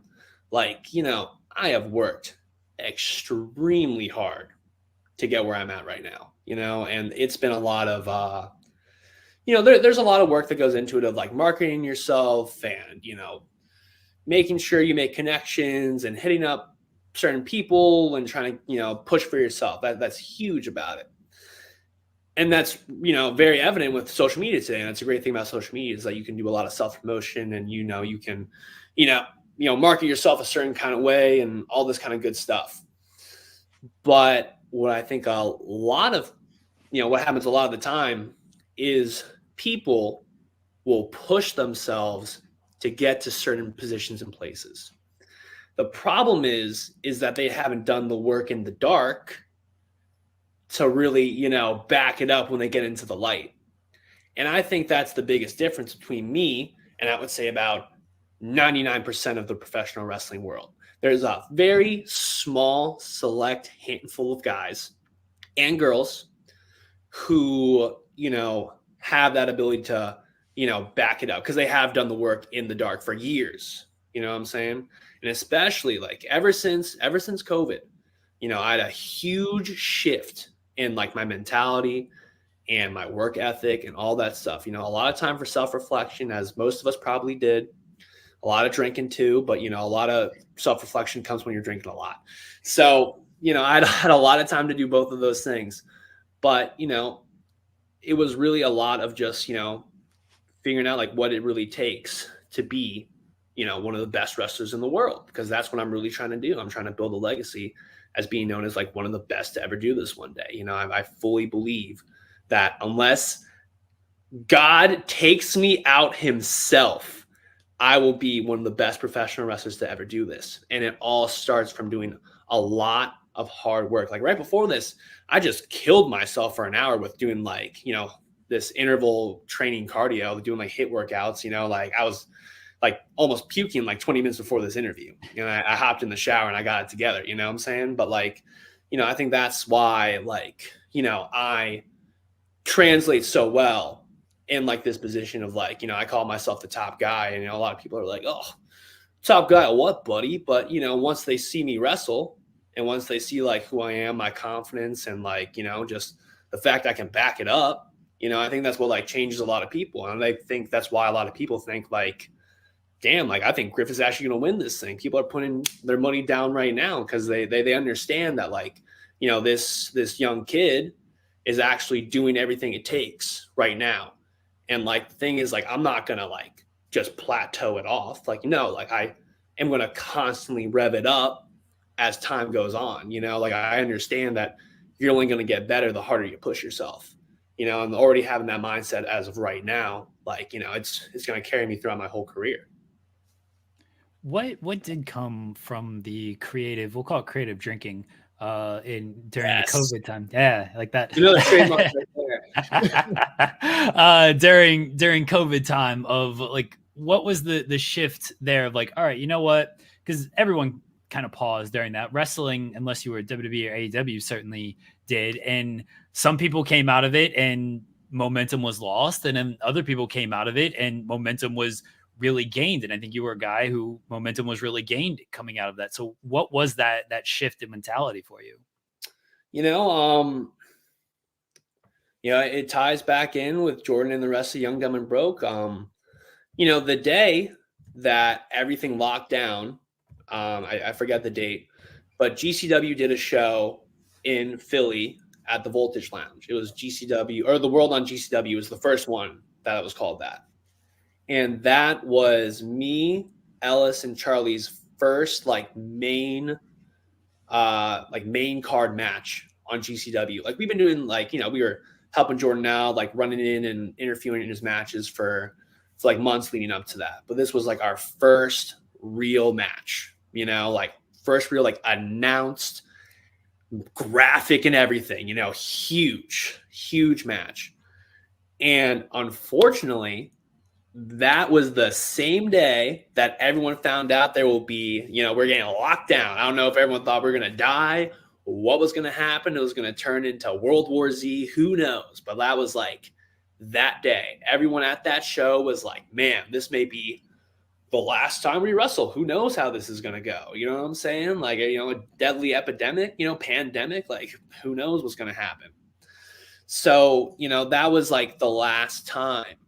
Almost, I'm like, man, that might be the last time I ever wrestle.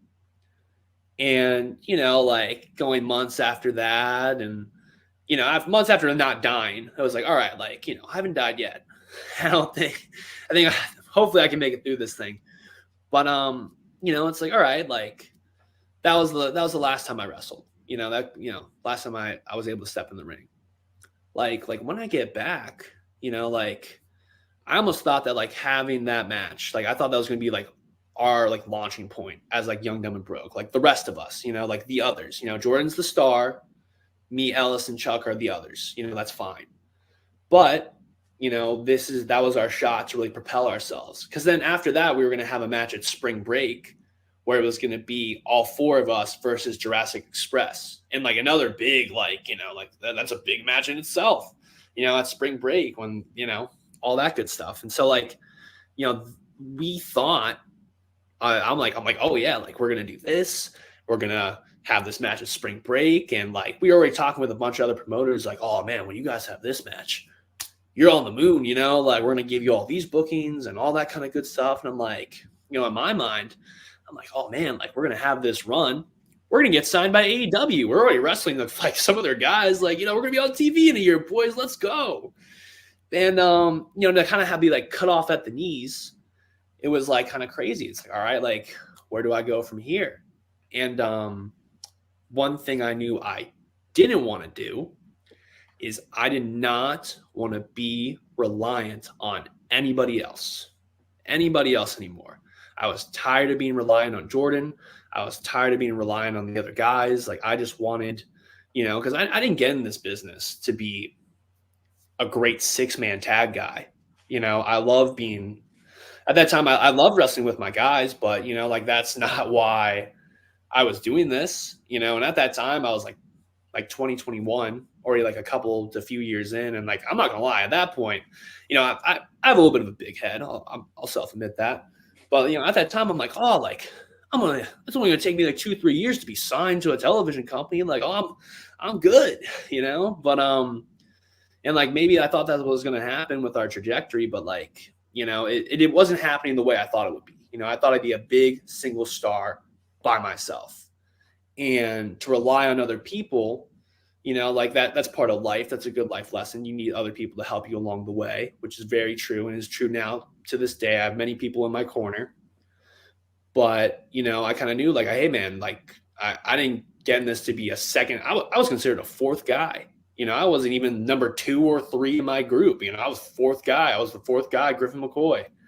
So I said, fuck that.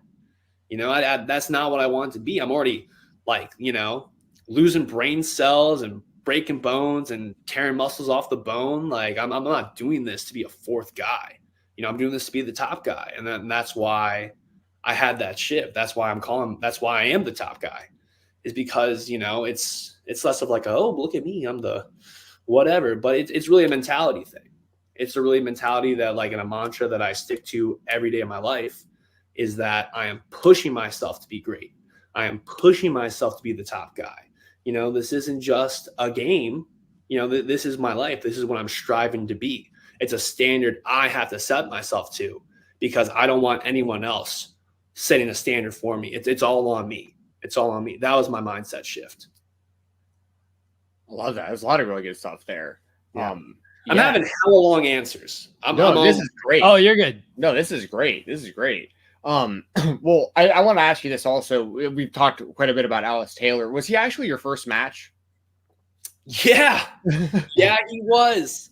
He was. Oh, man. So at this point, it doesn't even matter. So, you know, I used to back wrestle with all these guys, you know, Ellis, Charlie, and Jordan. And, you know, Jordan was already wrestling by the time we met him. He was already like wrestling and training for like around 1.5 years, maybe 2. He was going out to IWA Mid-South in Indiana. And it was like a tryout show, but he was booked for it because, you know, he already started to get his name out there. You know, he needed a ride. And so we were like, hey, we'll be your ride. And he's like, sweet, I'll get you guys on the show. So, little did I know, you had to pay $20. It was a scam. It was a scam. Ian Rodden just scammed people, like just some so many of those stories. So many, yeah. I'm one of millions at this point, but I was scammed through $20 at Ian Rodden to say that I'm a wrestler, and we were training with Jordan a little bit at that time, and a couple other wrestlers who knew what they're doing. But at this point, I hadn't really signed up for a professional school yet. It was all very secondhand knowledge. It was good knowledge, but very secondhand.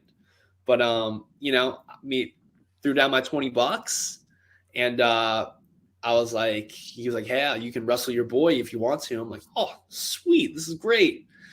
And so I don't even know how long we wrestled. It felt like 30 minutes. It was probably 5. But I will say this, though. There were many matches that night where the entire crowd was like, you suck. Take it home, get out the ring. And Ellis and I had none of those. We got a couple claps. So he was my first match. It's my boy. I keep calling him Ellis. He's Pat Dynamite now. I'm putting it, Pat Dynamite. Whole new shift, whole new change. He's going to do big things this year. I guarantee it. Sorry, go ahead, Jeremy. I wanted to ask about your experiences at MLW. You mentioned doing TV wrestling. MLW is a television company with some pay-per-views and infusion every week. How's that been specifically working with MLW, but also specifically wrestling a TV style match? It is challenging. Definitely challenging, as you can tell by my long-winded answers, I love to take up as much time as possible. I love to, I love to be in the ring as long as possible, but you got time constraints, you got limits, what I'm saying, hard time limits. And you got to meet those. You really do got to meet those. And that's then the thing about it is time changes all the time, you might think you have this time limit. Maybe it's 10, maybe it turns to 2 minutes before you walk out the curtain. It kind of just is a roll of the dice, what I'm saying? So, but luckily, especially coming back from my first tour of Europe this past summer, I started to do Wrestling Open a lot, and they're very big on their time limits and stuff like that, and having to, make sure you kick some ass in this very short amount of time. So, being able to do that, leading into me, working with MLW, that was a huge help. But, that was probably the most challenging part of it. But, the best part of it is they got great cameras, they have great production. I looked sick, that was always kind of the thing I was worried about. I've been on some shows with some good production for sure. But, when you get to that real TV production, you want to make sure you look as good as you think. And luckily, I look pretty sweet. So what was the kind of feedback that you got coming out of that 6-man match at Kings of Coliseum? Because it was you and TJ Crawford, who y'all have been teaming together quite a bit with MLW, along with Tony Deppen, who I consider to be I consider him to be the litmus test of GCW. If you go to GCW and you wrestle Tony Deppen, because he gets in there with everyone, that's how you kind of prove yourself, in my opinion. If you can't have a good match with Tony, you probably don't deserve to be in that spot. And if you beat him, they're probably going to do something with you. So seeing you three together as a team, I think has been great. And then on the other side, you had Alec Price and Wasted Youth, who are making big names for themselves in their own rights. What was your feedback you got from that match? Because I saw Twitter blowing up during it.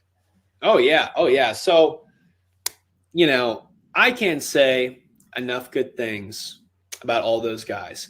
Even Busta and Wasted Youth, but yeah, we got great feedback. The internet was buzzing after that match, and for good reason. I'm not gonna lie, I've known all these dudes for a minute now. I've known TJ. I've known TJ since I first started. I've known this dude forever. I've known this dude since Grimm's Toy Show. He used to be a beach bum back in the day. But now, we've had a similar thing where, he was he had very humble beginnings, and he pushed himself to where he is now. He's one of these like rising guys, and Tony Deppen, the same thing. Like, you know, I used to watch his backyard wrestling back in the day. You know what I'm saying? Like, I'm like, oh, who's this guy? And, but, you know, even like Marcus and Dylan and Busta, like, I think Busta is one of the, man, he's probably top 3, and he's definitely not 3. You know what I'm saying? He's awesome. But no, I think just, it was cool because, like, you know, we're all dudes, and even though like we're going against each other, like, I think we all have that mindset of like, you know, like, I'll be damned if anyone else like puts on a better match than us tonight. You know what I'm saying? Like, you know, you got a lot of like legends out here. You got Kojima out here. You know, you had Matt Riddle on the show, but, you know, I think we all said like, you know, fuck that. You know, like those guys are closer to being done than we are. Like, you know, we're standing on business tonight. You know what I'm saying? We're going out there and we're letting it hang. You know, we're going balls to the wall, and we did. You know, and like, you know, I just think that match is a sign of just, you know, who are some of these guys that are going to start carrying this thing in the years to come. You know what I'm saying? I think that's just a sign, especially on the indie scene. Like, who are these dudes who are going to carry the indie scene? You know, and I think a couple of us in that match are probably going to carry it beyond, you know what I'm saying, into even greater heights eventually. So, you know, that was really great, especially on like a pay-per-view stage too. Like that's a really big thing. A lot of people fold under that pressure, but you know, I even said it in the promo I put out today. You know, I only get better when the pressure gets bigger. I truly live my life by that. You know, I only get better when there are brighter lights. So, you know, I live for that kind of stuff, for real. I feel like you guys have this, like, because there's even like the younger generation now, because people are starting so young. You even have guys like, you know, Bodie Young Prodigy, you had, you know, Starboy Charlie and Nick Wayne, all these guys, kind of just Billy Starks kind of as like teenagers, Jaden Newman as teenagers that are now in like their 20s or their early 20s. But you guys, like your little like group of like 24 to 26-year-old of like, it's like everyone you just mentioned, and like Jordan, people forget Jordan's still only like 25, even though he's been around for so long. Like you guys, like, I always point that out. Like there's like the up and comers, but I feel like y'all's kind of group right now is just all ready to break out. Joshua Bishop, I consider in that group as well. I know you guys have mixed it up in JCW as well. That guy's a psycho. Yep. You hit him nice and hard in the head with that chair at the Battle Bowl. But I think Josh actually likes getting hit in the head with chairs. So I don't know if like he's a freak, dude. Yeah. Don't look up that guy's search history, man. This guy gotta be a freak. He's the man. We love Josh Bishop on this show, and Alex Price, everyone we're talking about. But is there anyone else that you want to maybe give a shout out to that maybe doesn't get enough like love out there? Yeah, for sure. Oh man, a plethora. But I'll keep it short. Dudes like that. All right. Gabe Sky and Tristan Ty above the rest. They're a tag team, but both those guys. I know Tristan's like a little bit older than me and Gabe, but it's been, you know, Gabe Sky is like my age. Like that dude has had sick abs forever, but you know, he's like another guy that's probably gonna like break out in the next couple years. You know, this dude's already signed. So, like, who knows? But he's going to break out on his stage. But Lucky Ali, you know, like, that's my guy. And, like, you know, that dude's going to be making money for a long time. That guy was just, like, born a star. You know what I'm saying? But even, like, hey, like, I'll put some attention on CZW for a second. Like, CZW, you know, like, it's been a road to start building it back up. And, you know, I don't really give a shit what people say about it. Not, you know, if you don't like it, piss off. I don't give a shit. You know, we're trying to be out here with a bunch of young dudes who are hungry, who are athletic, you know, who are really pushing themselves to, like, you know, be some of the best wrestlers out there. So you got dudes like, you know, you're going to have to deep dive for these guys, but they're coming up. They're all coming up. Like Matt Quay, Vinny Talata, and Miami Mike Walker. They're the post game. They've actually been wrestling on Beyond recently. So, you know, you're going to be seeing them sooner than later. There's another kid, Troy Parker from West Virginia. He's going to be like the next Samoa Joe. He's sick. This one dude, Richard Adonis, he's from Florida. But we had him on the show, formerly Richard King. Not made the name. Formerly Richard King. Yeah, yes. Yeah, he's been on the show before. Yeah. But yeah, so that dude's a star in the making. Another kid, Brando Lee, he's my age, but he's from New York. He's going to start breaking out soon enough. Like, there's a lot of guys like that. So, you know, there's a lot of, yeah, you know, it's funny. Like people put so much attention on like these, like really like they're not kids anymore. All these kids are like 20 years old. So we're all kind of in like a same range, but there's like this huge youth movement, you know, with like the Nick Waynes, the Billy Starks, and even like Leon Slater, you know, he's like not even 20 yet, I think, you know, but you know, there's a lot of that, but like there's these dudes who are like, you know, we're all in like about to hit like that next level, you know, like just everyone says that next level is like between 27 and like your early to mid 30s, you know, like that's like their prime. And I think that's even extending now with like sports medicine and all that. So like, you know, there's a lot of dudes who are like on that cusp. And I think everyone loves like that new thing. And a lot of these people, you know, like the main people like the Billy Starks and like the Star Boys and, you know, all those guys, like they're going to be around for a very long time.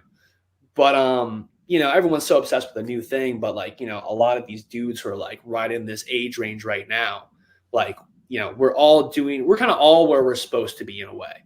You know, we're all like in that, like everyone knows we're simmering right now. So maybe there's not like this, like, oh, like when's it coming? Like everyone knows it's coming. So like we're all just, you know, all just grinding in the dark. You know, we're still under like, you know, we're all doing dope shit, but like, you know, we're all just like, you know, slowly building that. So like in the next couple of years, like we are going to be those people, you know, we're going to be like these, like some of these top names on like, you know, the global circuit. So, you know, a lot of people coming up right now. Yeah, y'all are like the young veterans, like all y'all who kind of started like as teenagers already. Like it's so wild to me because I've been following Jaden Newman's career for a long time since he was like a teenager, and like I heard him as named. He was like in a 6-man the other day, and they're like the veteran of the match is Jaden Newman. I'm like, Jaden's a veteran now. Like this is blowing my mind. This is crazy. And everyone he's wrestling is kids like he's trained at TWE. I'm like, this is so wild. Yeah.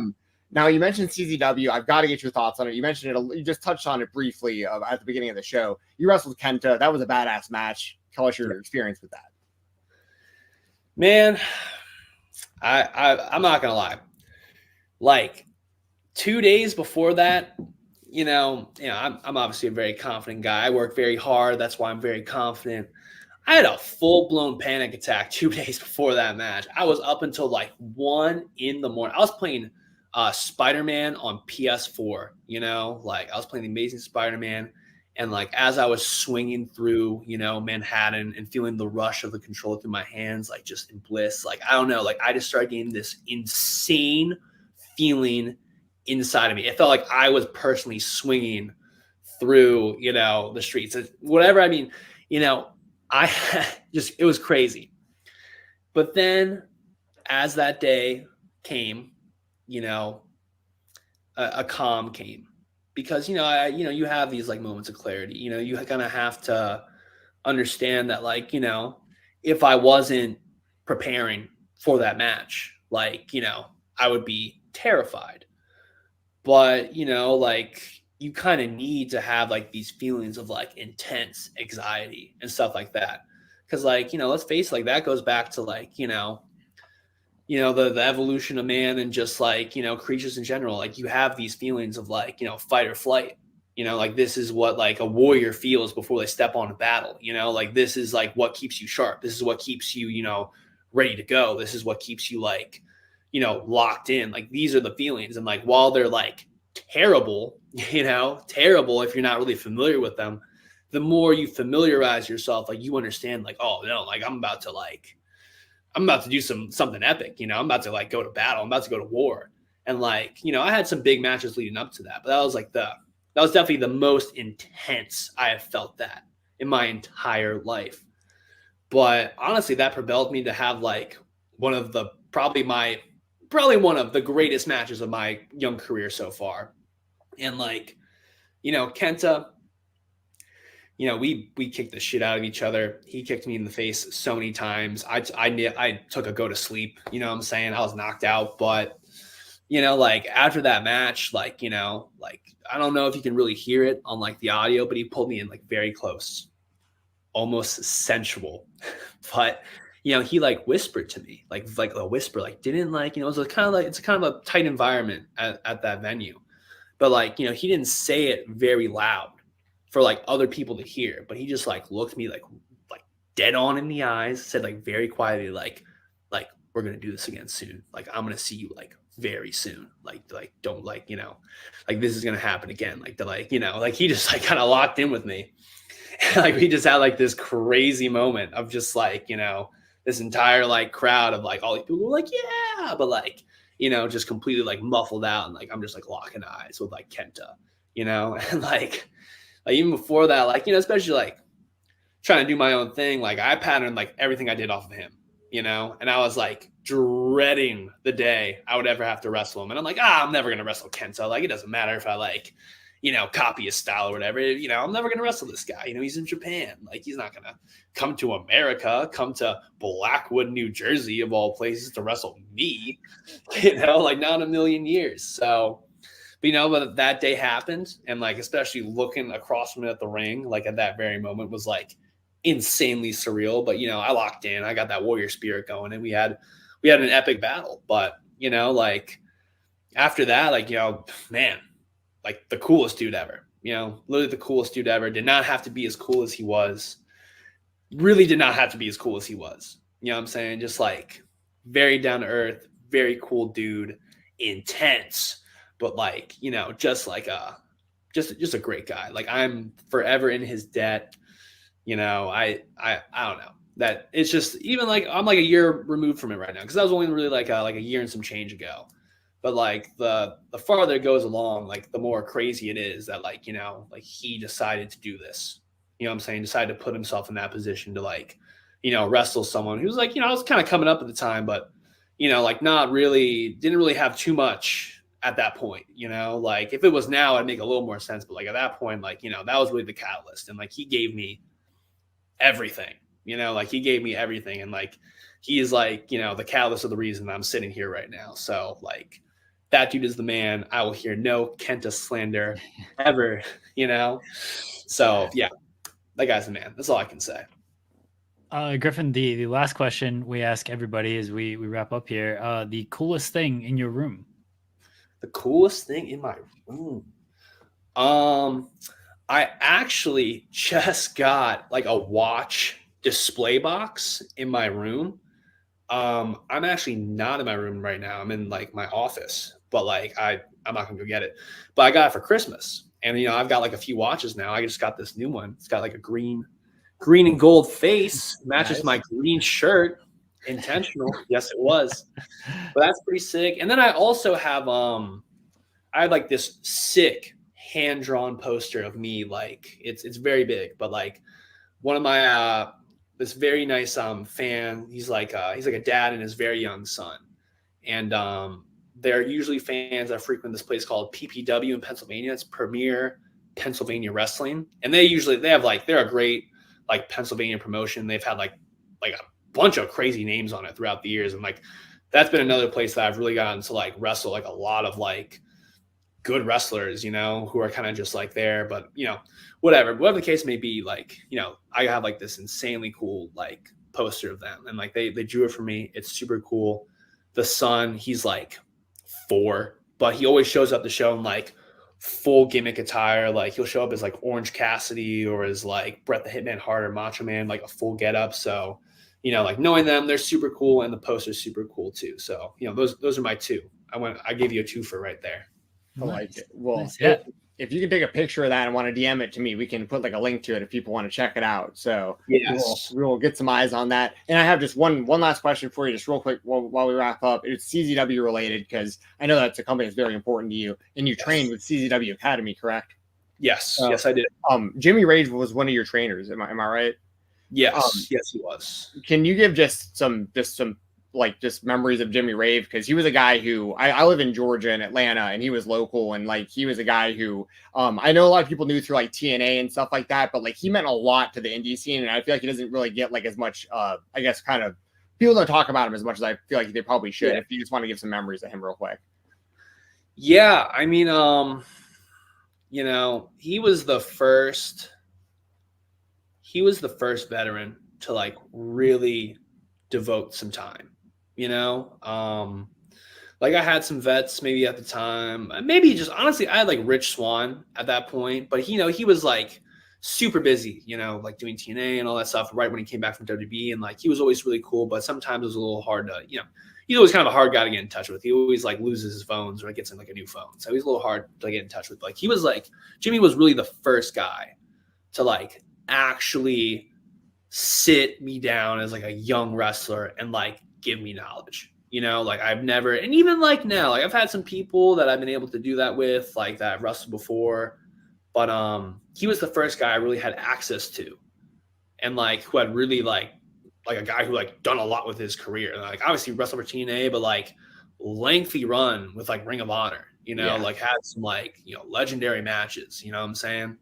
And so like he's like, and probably to this day, like the smartest guy I've ever met in the entire business, you know, like just like the amount of knowledge he has is insane, an insane amount of knowledge of just like any kind of style of, you know, just anything you want to know, whether it's like actual business of wrestling, whether it's, you know, like how character, or, you know, anything you want to know, like that was him. And like, especially going down, like, you know, he's from Georgia, and, you know, when I was with the guys, we would go down to, what's it called? How am I messing up the name? A promotion in Atlanta where we wrestled at a nightclub called District Atlanta. But, you know, we would do these car rides with him.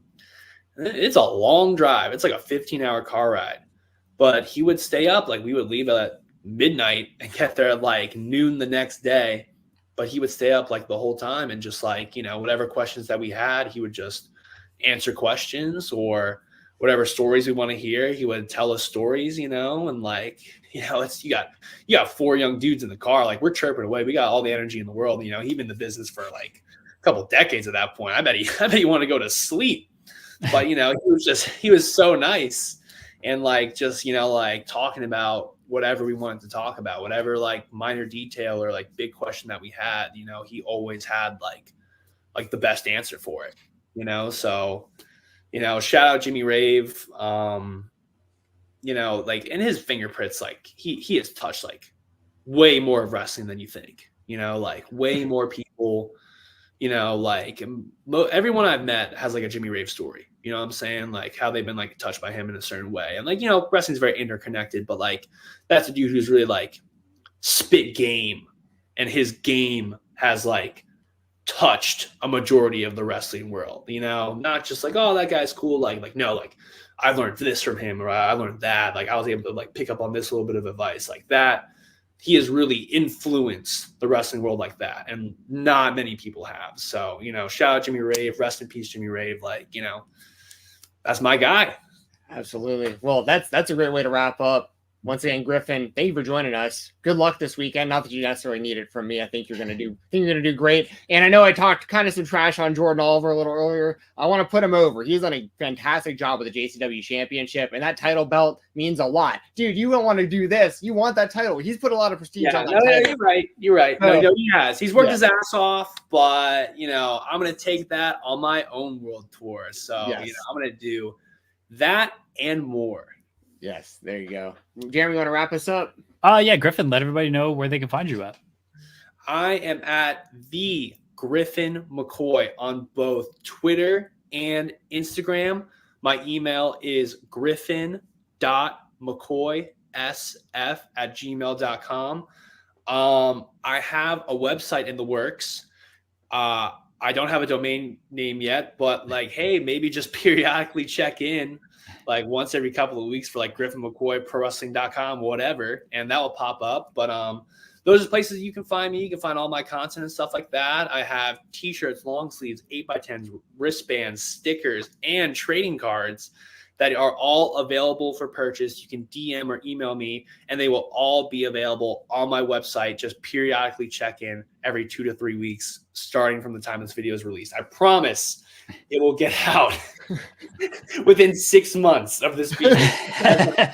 It will be out. I'm a busy guy. I train a lot and I wrestle a lot. So that is my guarantee to your viewers right now. Well, yeah, we appreciate you joining us. Everybody can check out the links below. You watch Griffin this weekend, Friday and Saturday, the JCW J-Cup. He is taking on Jordan Oliver in the first round. You'll see him on Friday. You'll see him on Saturday. I got a feeling too. He probably a tournament match on Saturday as well. Griffin, thank you so much for joining us. We appreciate it, guys. We'll be right back here on the Spotlight. We're back. Big thank you to Griffin McCoy for joining us and giving us his time. We recorded that interview last night before AEW Dynamite. Again, everyone go check out JCW J-Cup this weekend, Friday and Saturday. On In the Weeds tomorrow, we are scheduled to be joined by Billy Starks. Billy Starks will also be in the J-Cup, so we'll talk to her about the J-Cup. We'll also talk to her about everything she's got going on and ROH as well. So looking forward to that conversation with Billy Starks tomorrow on In the Weeds. Guys, on this channel, you can check out, yes, Billy Starks. That's right, Jeff Valley Driver. She's scheduled to join us tomorrow. On this channel, you can check out Joel's interview with Speedball Mike Bailey. You can check out all the other stuff that has been posted on this channel that I cannot keep up with right now. We will have coverage of the WWE press conference that takes place later on tonight, 7 p.m. Eastern. I'm sure we'll have some interviews coming out of that as Sean is headed to Las Vegas for that. You can go over to Fightful Overbooked.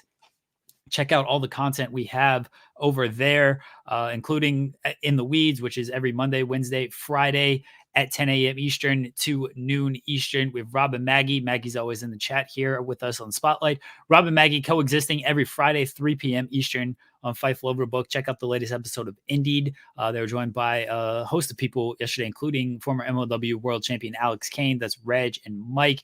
Indeed every Wednesday at 6 p.m. Eastern on Fightful Overbooked. We just put up the interview we did with Tim Marchman from Monday's episode, talking about the Vince McMahon lawsuit and John Laurinaitis, kind of flipping on the Vince and WWE with that. A very insightful interview, I thought, with Tim Marchman that took place on Monday's show, and it is now as a standalone interview on Fightful Overbooked. So if you missed it on Monday, definitely check that one out. We appreciate everybody. We appreciate the interactions on the show today. We appreciate the super chats, the thumbs up, just everybody hanging out with us in the morning.